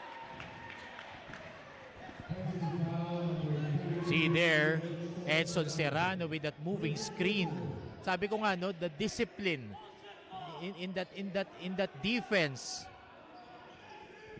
And one factor here, Alvin, no, in the camp of the CSB Blazers, yung bench nila hindi pa ganun nag-i-step up compared to what DLSU is doing. The bench contributing their cause here in this game. Now, dito natin nakikita, the intensity is now going up another notch. Not just in the player side, but also in the coaches side. CSB, dito nakikita natin the coaches are being animated. And right now, Ian Torres. Pass to Edson Serrano. No good at that gimme. Barreled by the defense of Nuangco inside. Here, Alyan making his move. Too strong on the shot. And that will go back to the guys in black. So there are about 40 seconds left here in the third period. CSB down 9. They're in the penalty situation though. So two things. One, they can go for a 2-for-1 opportunity here if they get a quality shot. And two, they have to avoid providing a silly foul that will give DLSU free throws. And +2 sila dito sa quarter na to kasi we ended the half by an 11-point lead. Ian Torres, basket plus a foul. And right there, Ethan Alyan gambling on the steal, leaving Ian Torres wide open, and it comes back to haunt De La Salle University. And this is a better CSB quarter when we say, kasi the start they did well, now they will end the quarter somewhat like very strong also. So this is a good quarter for them, but the problem is, can they maintain that heading into the fourth quarter? They saw in this quarter, hindi gumagana yung outside shooting nila. Might as well, pasok natin sa loob yung bola. And yung mga outside shots, no, Tony Inot draining couple of them. Sige, let's take that, but let's bring the challenge inside to the interior defense of DLSU. And Ian Torres has been a good, played well or played better here in this third quarter. Maganda yung bunot sa kanya ni Coach Charles pagpasok niya dito, sparking off the bench, replacing Jomel Ancheta, tsaka si Gab Cometa. Nung bumilis yung laro, naging in favor sa kanila, naging running game. So dito, tingnan natin yung adjustment na gagawin ni Coach Oliver Bunyi coming into the payoff period. Ernest Daha will be shooting 2 here off the foul. First free throw is good for Ernest. And right there, that's one of the mistakes you cannot make if you're CSB. You're trying to come back in the game. You send La Salle to the foul line after you just converted a 3-point play, and you're gifting them an easy 2 points. And now you bring in your two big guns here, Tony Inot, Gab Cometa, for a good basket here to end the quarter. And again, if you're CSB and you convert the shot, or even if you miss, the last thing you want is to foul right away and put La Salle at the free throw stripe once again. 65-57, 12 seconds remaining. Torres at the top using that, did not use that Eusebio screen. Ian Torres scores. Quick basket there. Para dito, and another steal. And a quick 2 by Ian Torres. And that will count. And it has been the Ian Torres show here in the third quarter as the lead has been cut down to 4.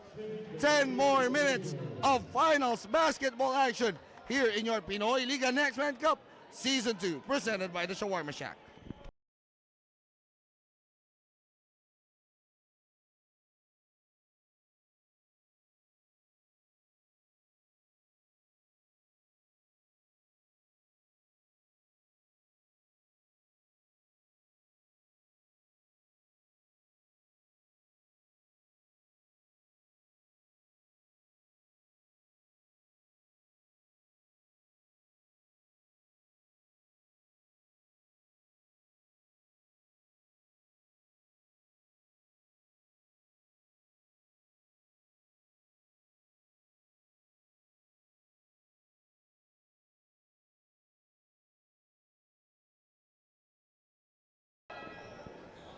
And talking about the championships, we were talking about this earlier.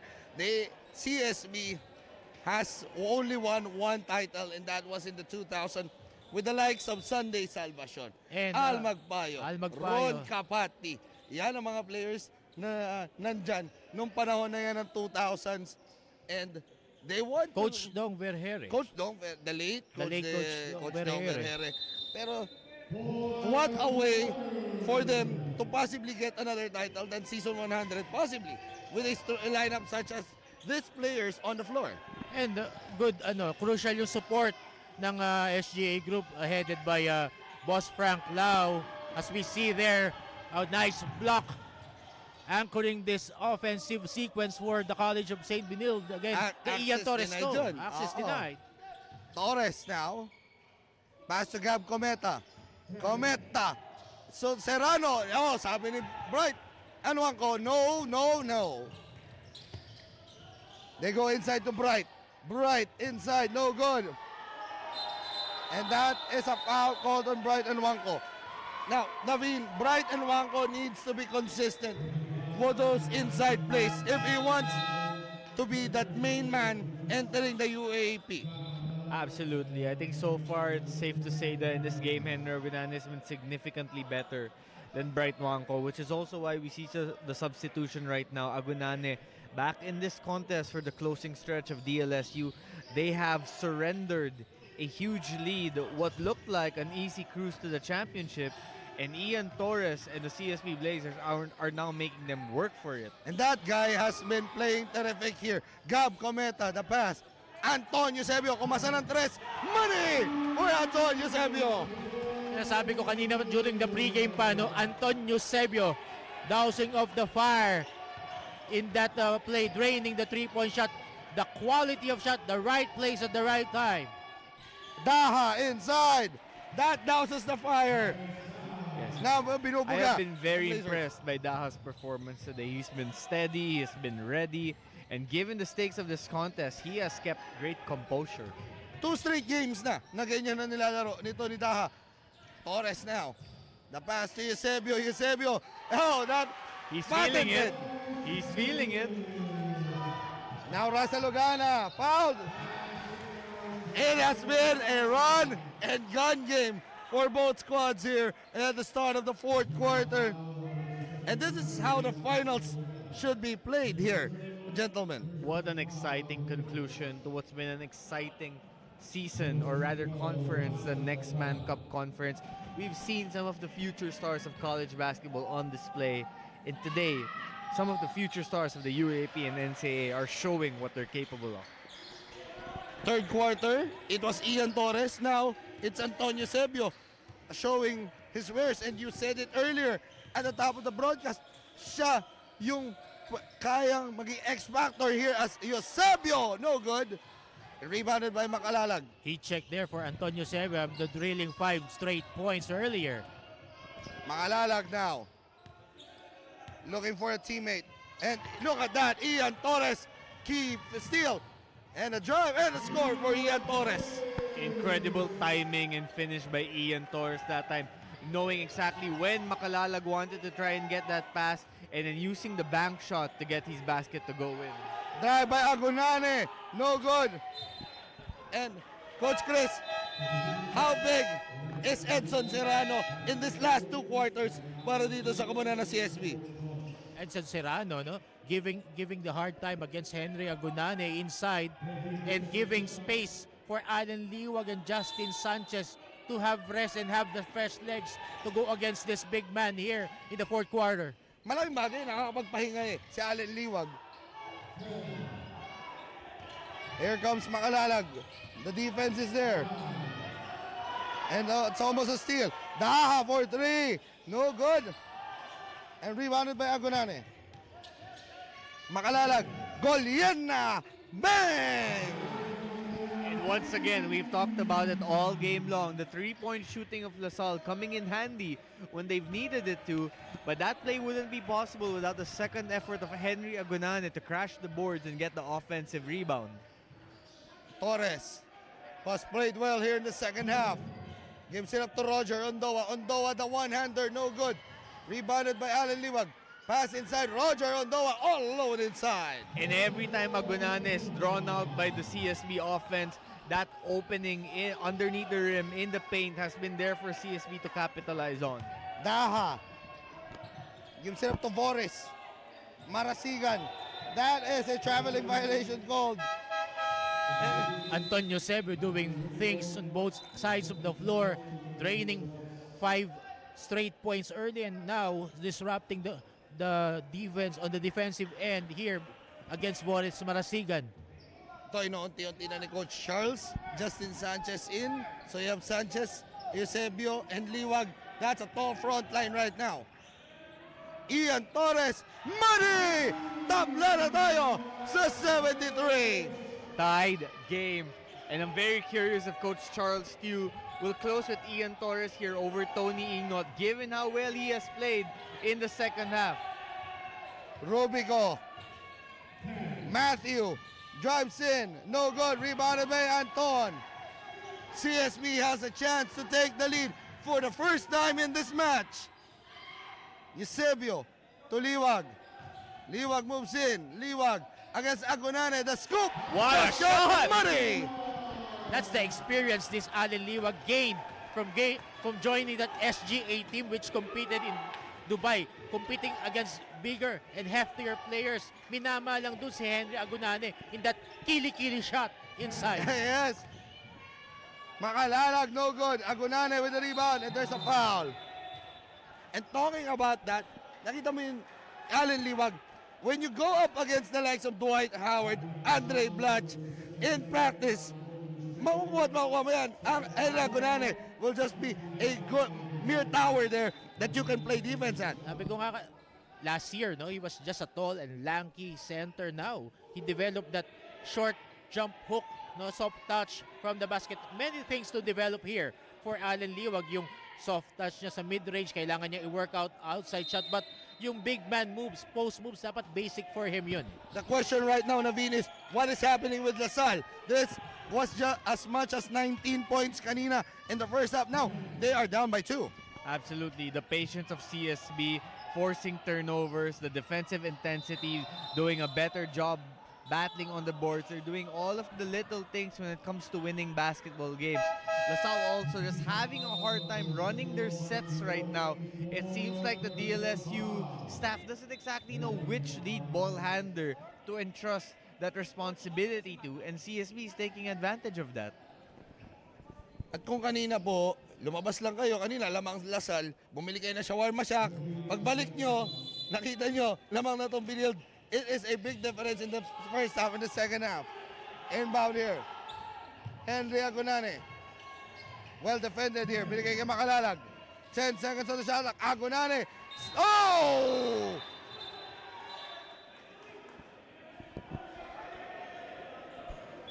We're getting to the heated moments of the game now. 4 minutes, 8 seconds left. CSB down big earlier, now ahead by 2. So every player of both teams trying to find that little advantage to secure this victory. This isn't just your typical championship battle, Coach Chris, Coach Alvin. This is a battle between the two teams of TAFT, LaSalle and CSB. If you're LaSalle, of course, you want to continue that championship winning trajectory. You just won the UAAP championship. If you're CSB, you want to build momentum for the NCAA season, but more importantly, you want to beat De La Salle University, right? You want to show the people of Taft Avenue, wait, kami din, magaling kami, ha? Oo. Kami din, championship caliber kami. Yes. And eto kasi ang term dito, syempre, Lasal, CSB, ang CSB younger brother mo. Ang Lasal, kuya mo, di ba? Pero walang kuya-kuya ngayon. Tsaka sa academics, Alvin, meron sinasabi, pag sinabi, saan ka graduate sa Lasal, ano, sa main o sa yung notion na yun, no? Kailangan yung gustong alisin ng CSB. And what a good way, no, for, let's say, the group of Boss Frank Lau to come in and support the program of Coach Charles Hsu. Yes, at inaalis na nila yung mentality na kapag galing kang Lasal, hindi ka tumagal sa Lasal, tinatapong ka raw sa binild. Alisin na natin yung mentalidad na ganyan.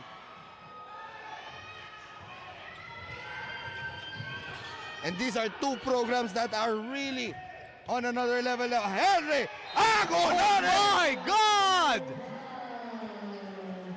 Wow! What? Henry Agunane with no regard for human life. Who says that Allen Liwag is a dominant local in college basketball? He can... No. Sabi ni Henry Agunane. Sabi ko nga, in the other games, if you want to beat your opponent, you must take out your opponent's will first to win.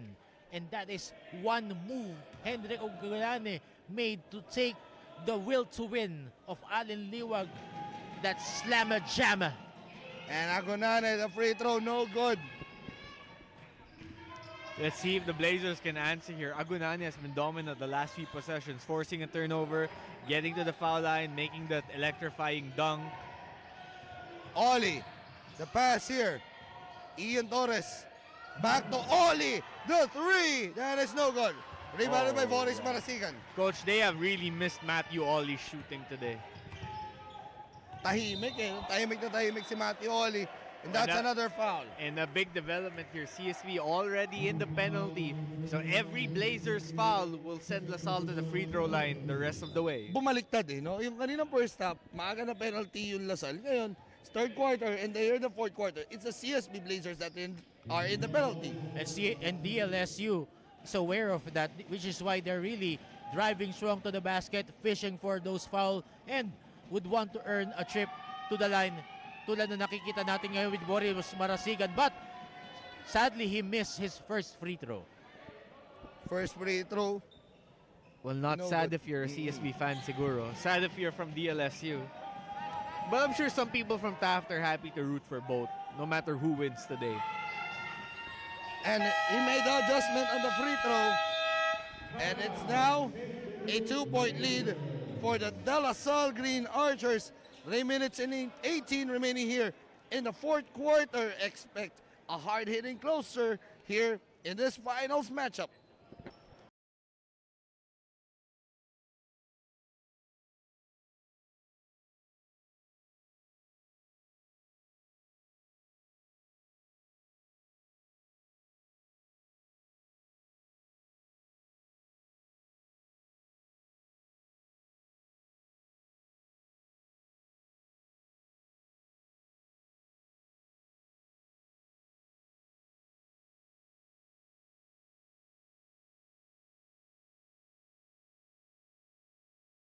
Talking about championships, eto po, UAAP champions, 10-time UAAP champions, 5-time NCAA champions. That's a total of 15 championships. Hindi pa po natin ibibilang dyan yung kanilang mga iba pang titulo sa iba pang mga liga. But this is a very a championship cultured school. Talking about De La Salle. Well, when you come from those championships, these are legend building names, no? Ren Ritualo, Mike Cortez, those names, Mac Cardona, to name a few, and latest natin, KQ. Yes, yun nga eh. Yung mga players, past players, current players, coaches, ang dami. Franz Pumaren, to Aldin Ayo, to... Speaking of KQ, bumalik na daw siya sa practice yesterday. Yes, oo nga. He caught up with some of his academics and he's now back training with the Green 10 Archers. seconds. Allen Liwag inside. Tabla tayo. That floater, that Allen Liwag floater is so deadly for his size. 77 all. 2 minutes and 50 remaining here in the fourth quarter. Marasigan. One-on-one. Marasigan against Inot. Malakas. Agunane, no good. Liwag gets the recovery. It looked like Marasigan had the step but just could not use the glass correctly and get the finish. And Agunane coming up short. Ian Torres, no good on the jumper. At this point, if you're CSB, I think you should try to get the ball to Allen Liwag more. And Allen Liwag could be a big difference here, the closer here. Gaspay, the three. No good. Rebounded by Tony Inot. And Inot will bring it down, will settle it down. As we are heading into the twilight zone of this matchup. Tony Inot to Allen Liwag. As that last 2 minutes ay atin sa inyo ng Pinoy Liga merchandise purchase via the Pinoy Liga Cup Lazada and Shopee store page or message us through the Pinoy Liga Cup Messenger for inquiries. And Allen Liwag will troop to the free throw line to shoot 2. I must concur with Naveen earlier. At this point of this ball game, CSB must go to Allen Liwag to boost his confidence. So, nadakdakan siya kanina ni Henry Agunane, and this is the time for him to prove, no, that he is an elite player. But yan, para na-jinx natin siya. Missed that first free throw. At remember, kanina, dinakdakan na naman siya ni Henry Agunane. That should get his confidence up na prove that I'm the best local big man right now in college basketball. I wish that everyone watching the stream could be here right now because it feels like a UAAP or NCAA Final Four game with the intensity and the energy in the crowd. I have missed this. Agunane inside, no good. Rebound recovered by Tony Inot. Incredible job by CSB packing the paint and protecting the rim here in the second half. They are now within opportunity of potentially securing this chip. Ian Torres, the jumper, no good. Rebound recovered by Boris. Fast break. Oh, losing the ball. Oh, that's a foul. That's a clear foul. And that's free throws coming for Gaspay, if I'm not mistaken, as Enot might have gotten hurt by that play. And you can see yung intensity kung sino yung gusto nilang mag-uwi ng titulo sa kanilang respective schools. 1 minute 22 seconds remaining in this championship game. Throw away the stats, throw away the numbers. Kung sino mas ohaw dito, siyang makakakuha ng trophy natin when the buzzer sounds to end this game. And at least just to let everyone know, round 1 ng labanan nitong CSB at Lasal. Nanalo nga po ang Lasal 91-90, 1-point win by the De La Salle Green Archers. So with this game right now, it's the same thing over kung ano yung nangyari in that elimination matchup, as that is a missed free throw. And LaSalle has missed opportunities to retake the advantage of this contest at the free throw line the last few possessions. Agunane missed 2 free throws, now Gaspay missing the first. Let's see if he can tie the game. And if you're CSB right after this play, make or miss for LaSalle, I'm trying to get the ball back to Allen Liwag. Yes, and Tony Inot can be that main catalyst to create, no? And then you have Ian Torres going out, and second free throw is good. Tabla muli tayo sa 78. Interesting closing lineup here for DLSU. I believe Makalalag is the point guard. Torres kontra Makalalag. They go to Allen. Allen Liwag losing the ball. Ian Torres gets the ball. Torres, nice move. Ian Torres gets the lucky ball to go in. And Ian Torres has been terrific here in the second half. And what a game here for Ian Torres. Gentlemen, it has been a terrific finals.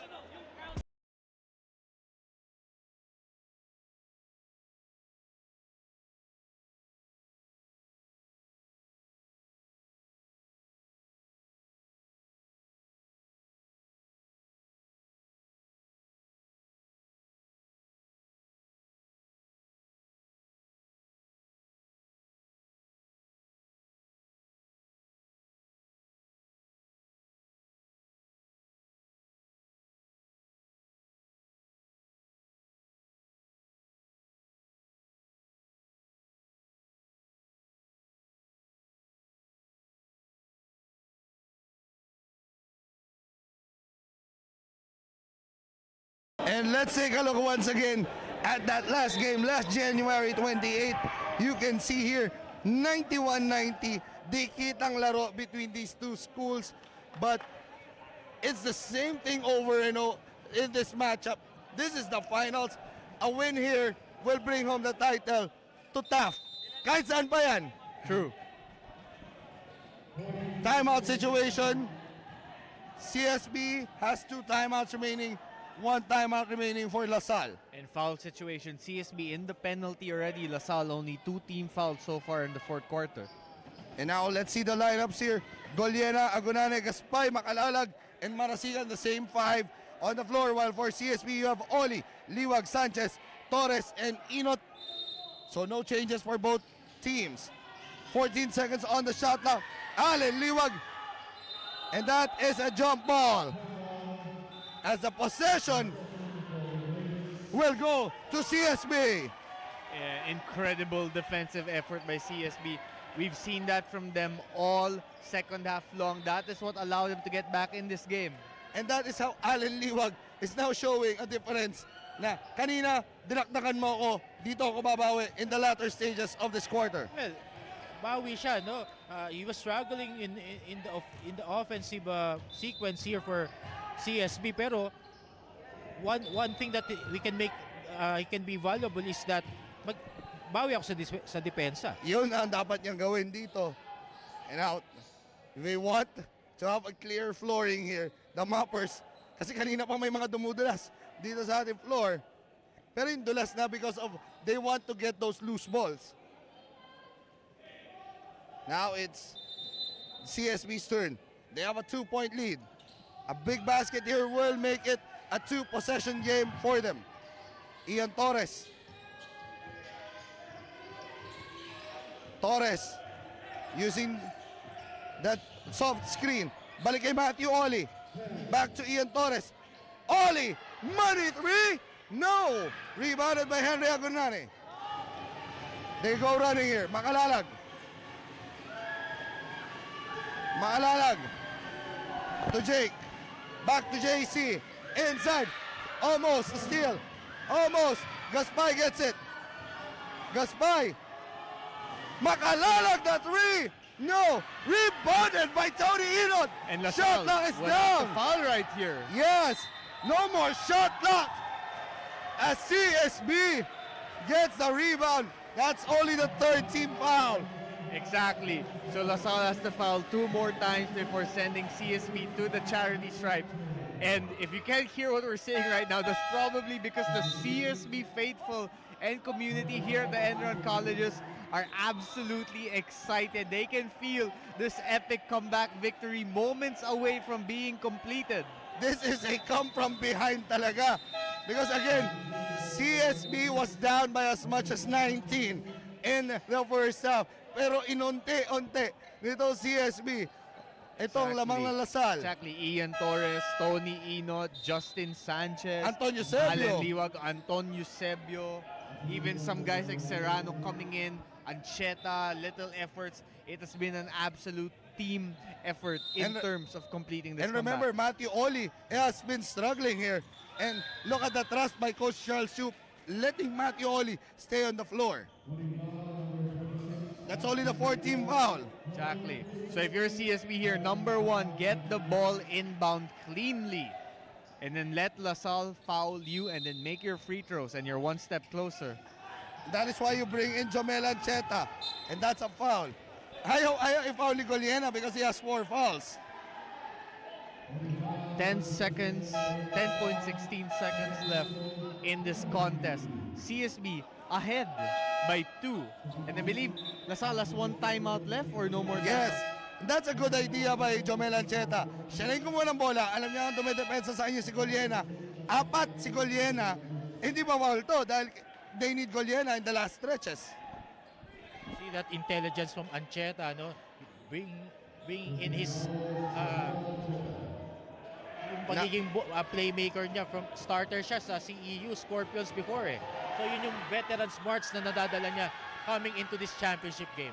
This free throw will make it a 2-possession game. This free throw could win them the championship. 10 seconds remaining. Ancheta, who has played well in the first half. No good. Rebound by Agunane. Will LaSalle tie the game?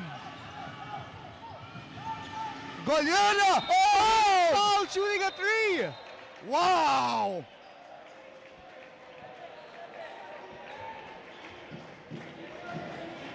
Let's see. That is a big development if he was in a 3-point arc. Oh! 3 free throws coming up for EJ Goliena. Yun yung dahilan bakit hindi pumaul si EJ Goliena. He needs to be here in that last possession. 3 crucial free throws here for Goliena. Let's see, checking the ice on his veins. The most crucial pressure-packed moment of EJ Goliena's college career is coming up.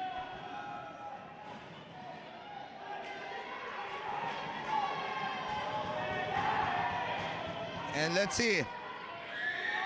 Is he built for this, Coach Alvin? Yes. We shall find out. Oo. Ito, a good test for him. Why? Pagdating ng UAAP, mas mabibigat. Goliena sinks his first. But 2 more. 2 more. 2 more free throws here for EJ. He makes the second. 2 out of 3.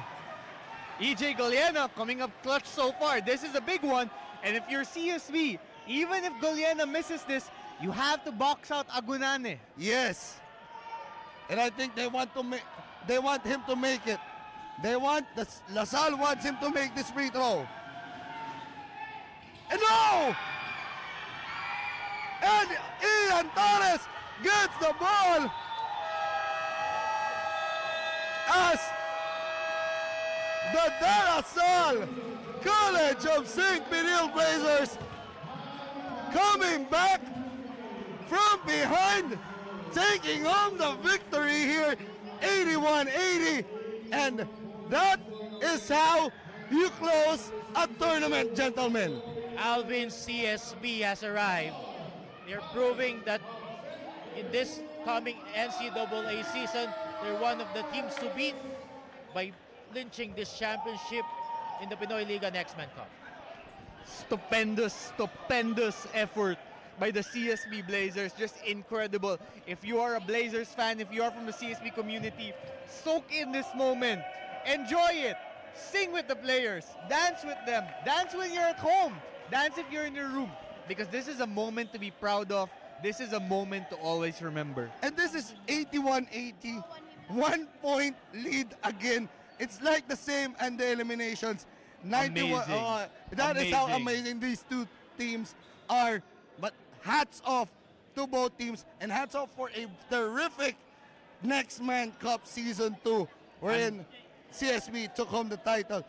An epic conclusion to what was an epic tournament played between 2 epic teams who should be proud of their performance today.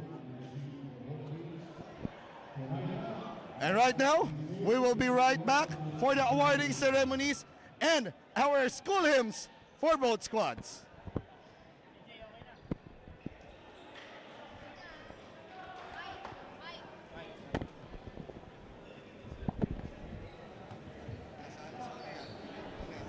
Okay na.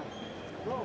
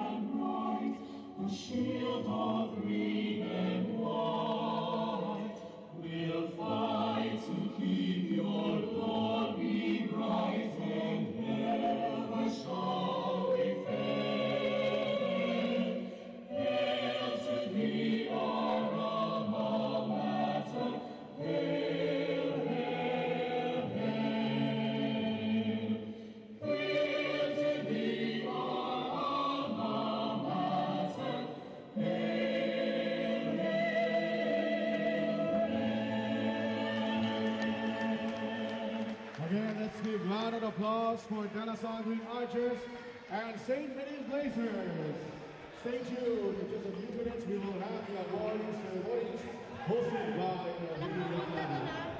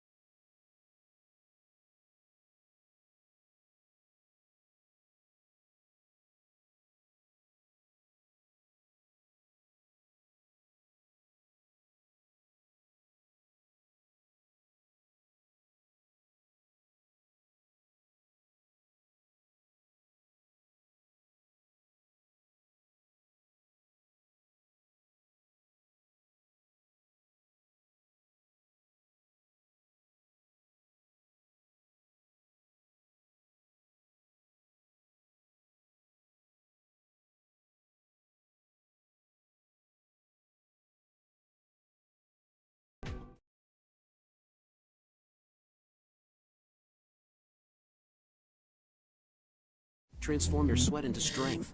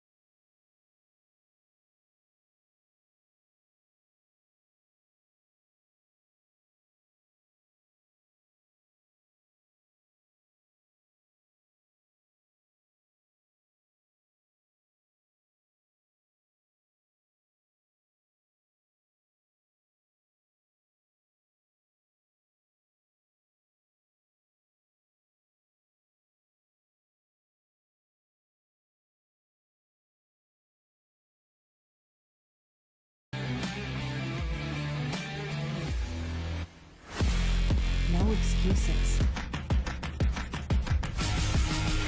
Bitspire.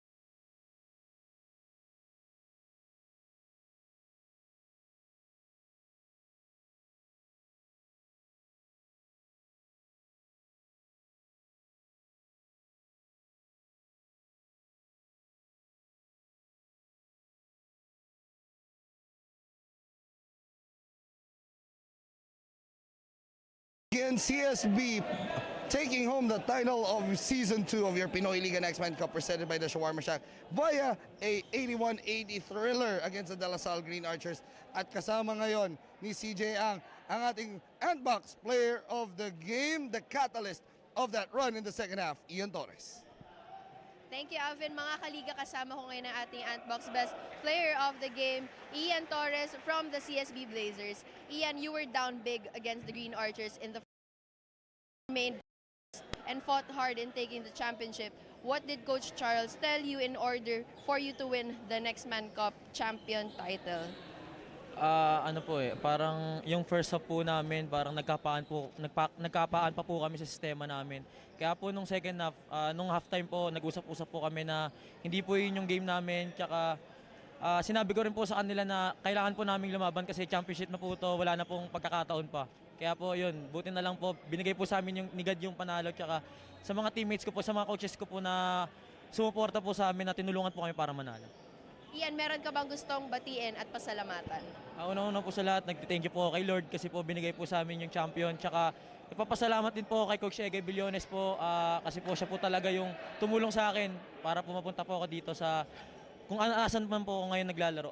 Yun po sa pamilya ko po, sa mga kababata ko po dun sa Westville, binabati ko rin po si Cyril Anselmo, tsaka yung mga tropa ko po, yung papa ko po, binabati ko rin po sa probinsya, mama ko po, yung kapatid ko, yun lang po. Thank you, Ian. Back to you, Alvin. That was Ian Torres finishing with 19.3 assists and 3 steals, a key catalyst in that run in the third and the fourth quarter. Sa ating pagbabalik, we will have the awarding ceremonies to be done by the one and only Naveen Ganglani sa ating pagbabalik. Transform your sweat into strength and your doubts into determination. Welcome to the journey of FitSpire.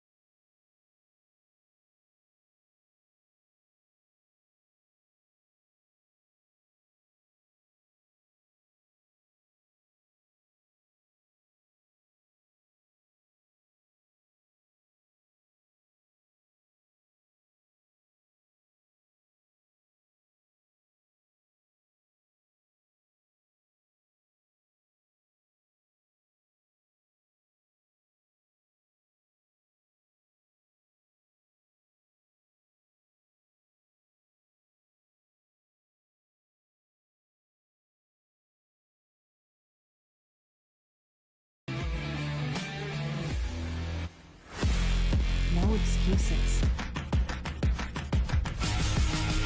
FitSpire.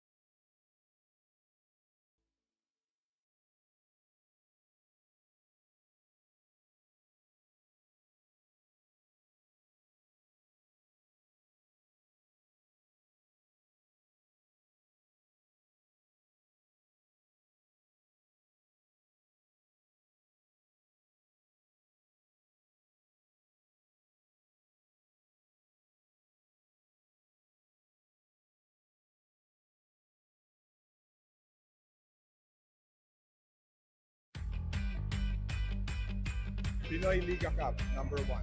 Pinoyliga Cup number 1. Pinoyliga Cup number 1. Pinoyliga Cup number 1. Pinoyliga Cup number 1. Pinoyliga Cup number 1.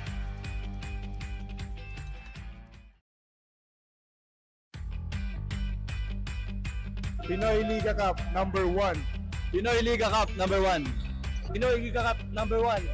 Pinoyliga Cup number 1. Pinoyliga Cup number 1. Pinoyliga Cup number 1.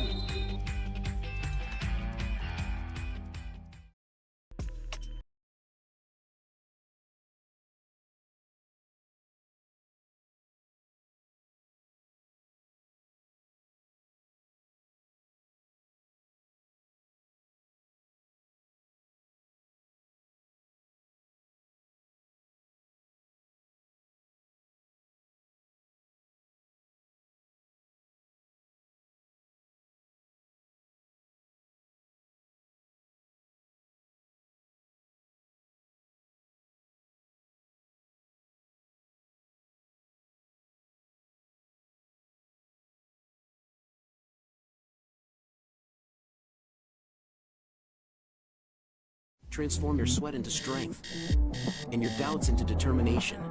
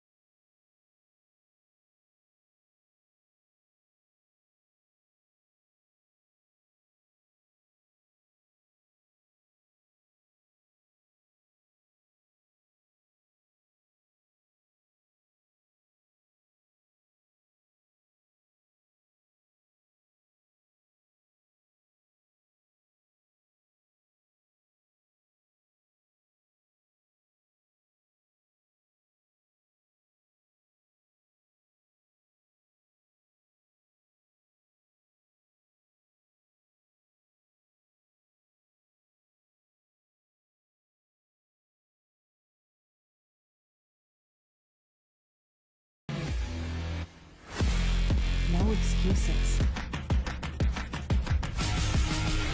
Inspire.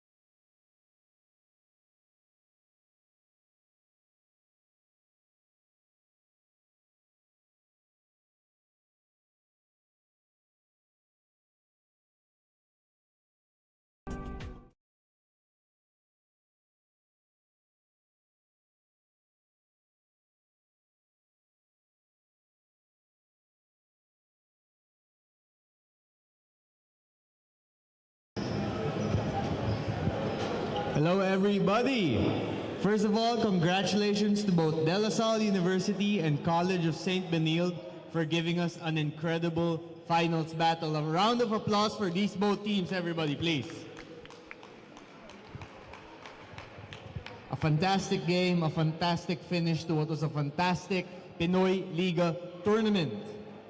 Now, it's time to hand out some awards. Before we get to the team awards, we want to, let's say, give some attention to the best individual performers of the Collegiate Cup these past few weeks. So first, to recognize the best defensive player of the tournament, we will hand out the Defensive Player of the Conference. And the winner of this award is none other than Henry Agunane of the Green Archers.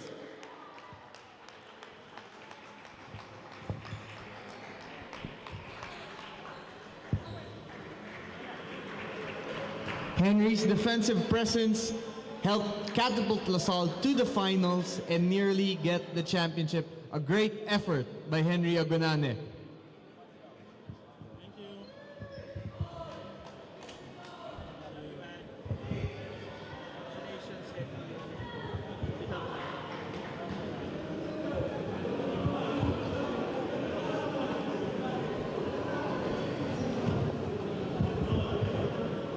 Of course, Henry will also take home some prizes courtesy of our friends Antbox, Kickstart Coffee, and Fitspire.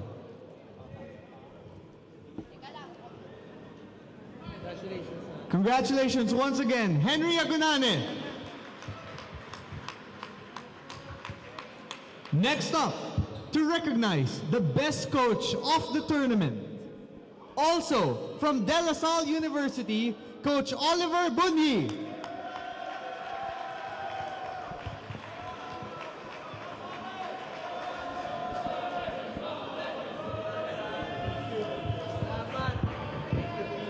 Like Henry's defensive effort, Coach Oliver's game planning and mindset and preparing his team for battle helped catapult LaSalle to the finals of the tournament.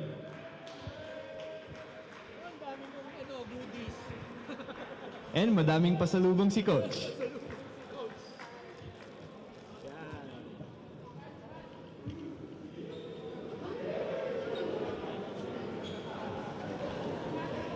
Congratulations once again, Coach Oliver from De La Salle University. Next, to hand out the best foreign student athlete of the tournament. The winner, none other than Mr. Kenneth Umba.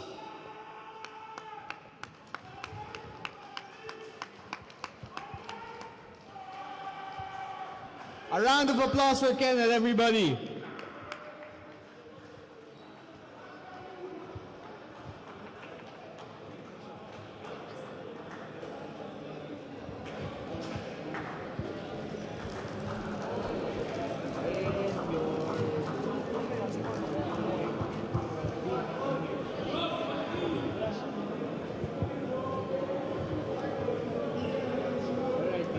Thank you, Kenneth, and congratulations.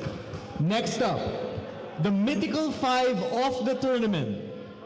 First, from the UST Growling Tigers, Leland Estacio.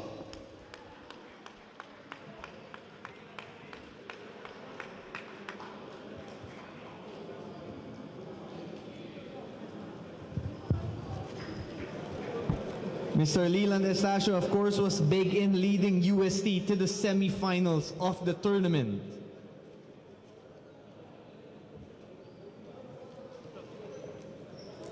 Next up, in the mythical five, from the San Beda Red Lions, Brian Sahonia.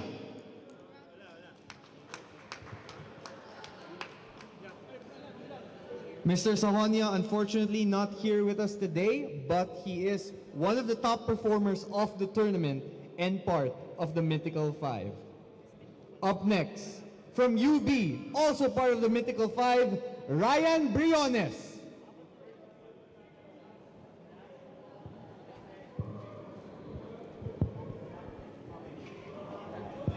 Ryan also not here today, but his outstanding performance during the tournament helped them get into the Mythical Five.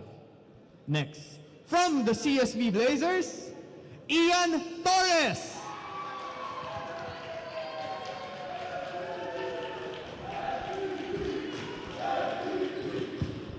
Ian Torres was big for CSB all throughout the tournament, as well as in the playoffs, including in the finals, where his big play in the second half led CSB to their championship. A round of applause for Ian Torres, everybody.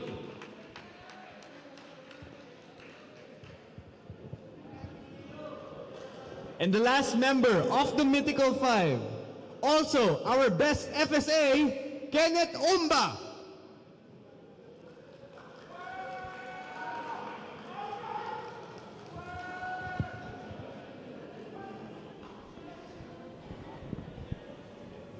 These three gentlemen were great day in, day out in the Pinoyliga tournament, along with Ryan Briones and Brian Sonia, the mythical five. Everybody, please give them a round of applause.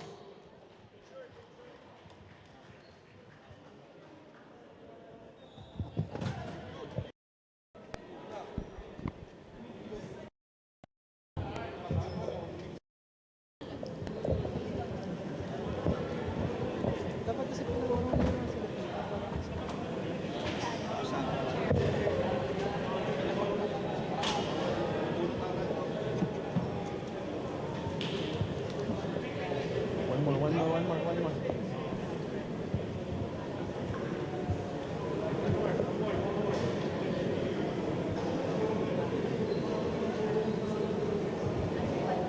Next, to award our MVP from the UST Growling Tigers, Leland Estacio.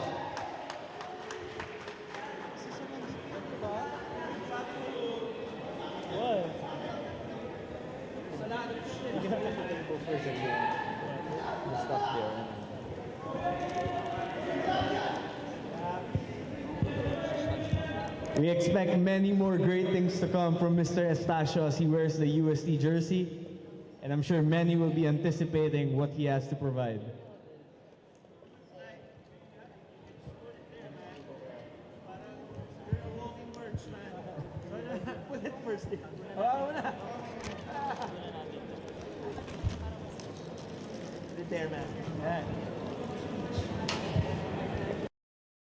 Why don't we hear a few words from our league MVP, Leland Estacio? Congratulations,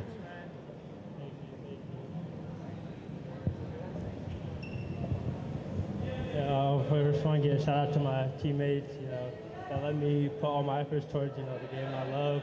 I want to give a shout out to my family and friends at home. I know you guys are supporting from, across the world, but I know you guys are supporting me. And I want to give a shout out to my coaches, for letting me do what I do on the court. Well said, Leland. Thank you. A round of applause for our league MVP, everybody, please. Okay, now it's time to recognize our team awards. The best performers as squads in the Pinoyliga Next Man Cup tournament. Coming in third place, the UST Growling Tigers.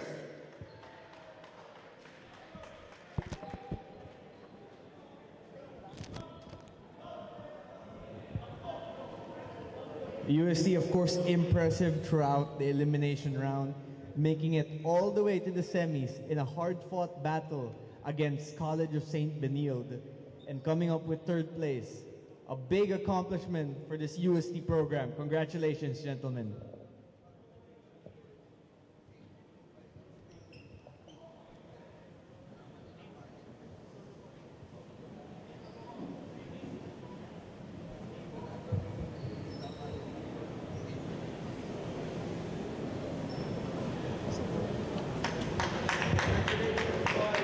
Congratulations and thank you, University of Santo Tomas. Up next, to recognize the second placers of the tournament, the De La Salle University Green Archers.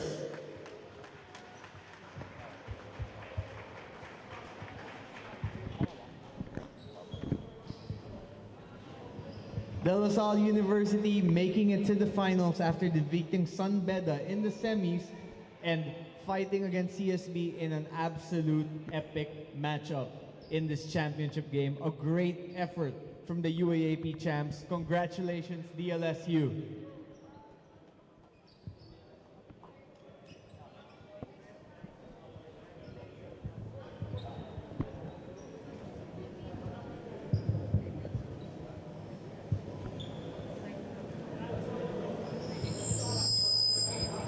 Let's face it. Tingin daw daw.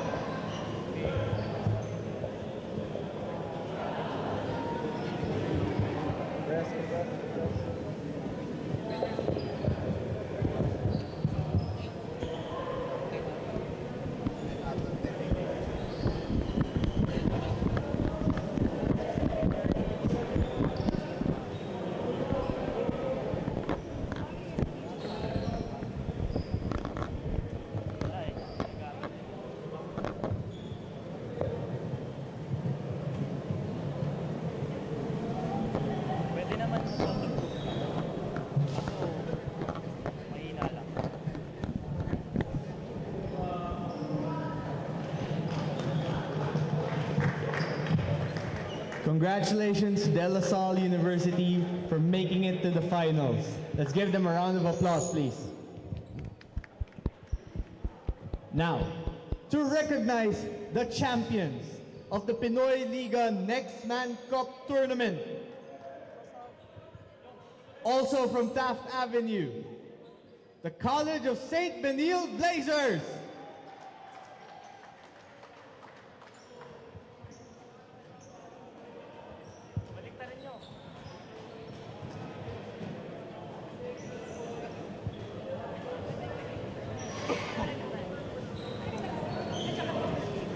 Para po sa live.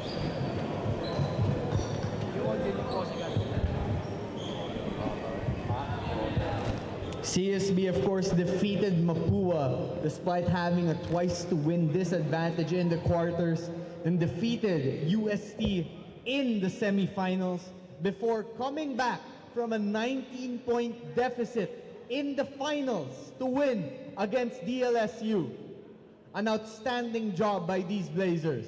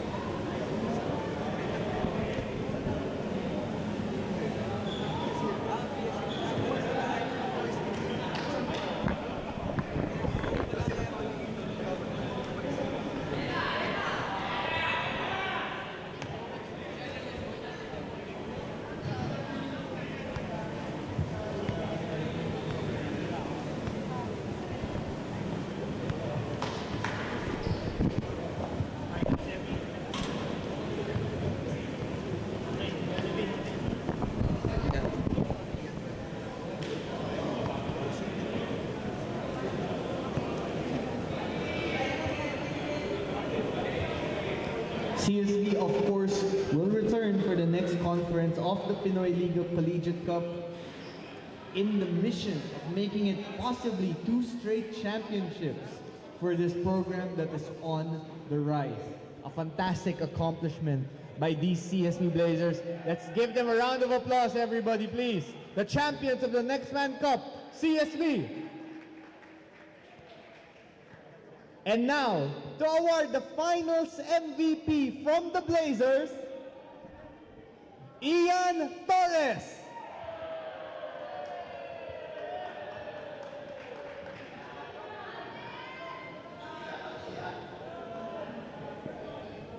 Ian, of course, instrumental in CSB's second half comeback, leading the charge against DLSU, hitting the big shots late, making the big defensive plays. And now he is recognized as the best performer of this finals, helping lead CSB to this championship. An amazing accomplishment by Mr. Torres.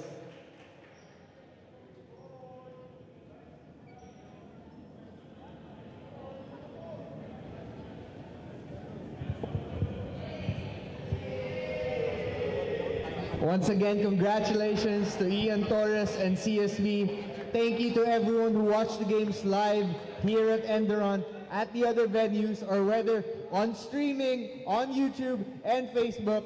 We can't wait to see you all again for the next conference of the Pinoyliga Collegiate Cup. Thank you, everybody, and God bless. And that was our awarding ceremonies here for your Pinoyliga Next Man Cup Season 2. That closes a chapter for this season and it has been a terrific one. Pero syempre, hindi tayo pwede magsarado ng ating chapter na to if we will not speak to the man himself, the founder of Pinoyliga, Sir Benny Benitez. Sir, first of all, congratulations for a terrific season 2 of your Pinoyliga Next Man Cup. What can you say about this entire season? Wow, it's a blessing. It's always a blessing. It's a blessing now that, you know, we won. We had a tightly fought game. That's one. Kumbaga, we gave yung entertainment para dun sa ating mga nanonood. And of course, to the teams, we gave them a very, very nice competition para ma-prepare nila natin sila for the big league. So, yeah, it's a blessing. And I'm very, very happy that, you know, everyone had a great time. They had a very nice basketball game na napanood. Sir Benny, looking at the way these teams responded noon, makita natin yung battle cry natin, Next Man Cup, Team B naman ang bida. What are the things that you are looking forward for this coming Collegiate Cup? Well, we're expected to see the Team A's of the different colleges and universities na sasali. So, it's going to be bigger, it's going to be wider in terms of yung mga participants na sasali. We got new teams coming in like Olfu, that will be coming in and will be participating in MCU. So these are the new teams outside of the UAAP and the NCAA that we would come in and bring into our tournament. Sir Benny, eto, papahinga lang tayo ng ilang araw and then after the Holy Week, we will be returning back to the Collegiate Cup. Sir Benny, alam ko marami kang mga gustong pasalamatan at gustong imbitahan din sa darating nating Collegiate Cup Season 3. Yes. And go ahead, Sir Benny, bibigyan kita ng chance to invite and thank all our sponsors. All right. First and foremost, I'd like to thank everyone from the production crew to the broadcast crew, to you guys, of course, the on-ground people, to our officiating partners, sila Brasco, of course, to the coaches and the management and the different athletic directors of the schools. Kung hindi dahil sa kanila, we wouldn't have a tournament like this. So we thank them with all our hearts, as a group. Also, we'd like to thank our sponsors. We'd like to thank Fitspire, Kickstart Coffee, of course, our co-presenter, Shawarma Shack.